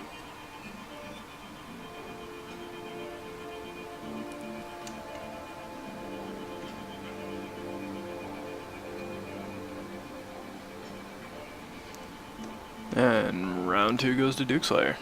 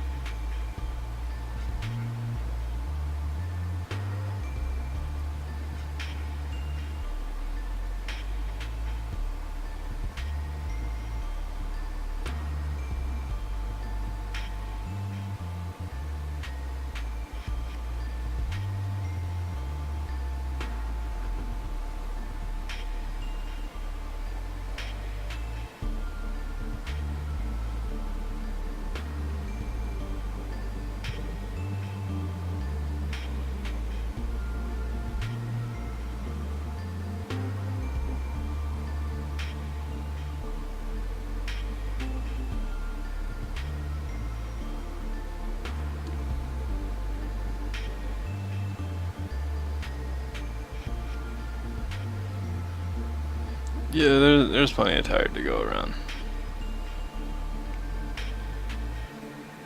But I think this is the last one in the champion pool. And it looks like Dukeslayer just won it. So good job, Duke. I guess. I think the Fireflies are pretty obsessed with destroying the melee ships, which isn't really scoring too many points. Good job, Duke. And with that, Duke wins the pool. Not Desmond, because Desmond is an asshole. So Duke wins. Congratulations to everyone who made it to the champion pool, though. And thank you for watching. I hope you have a good one.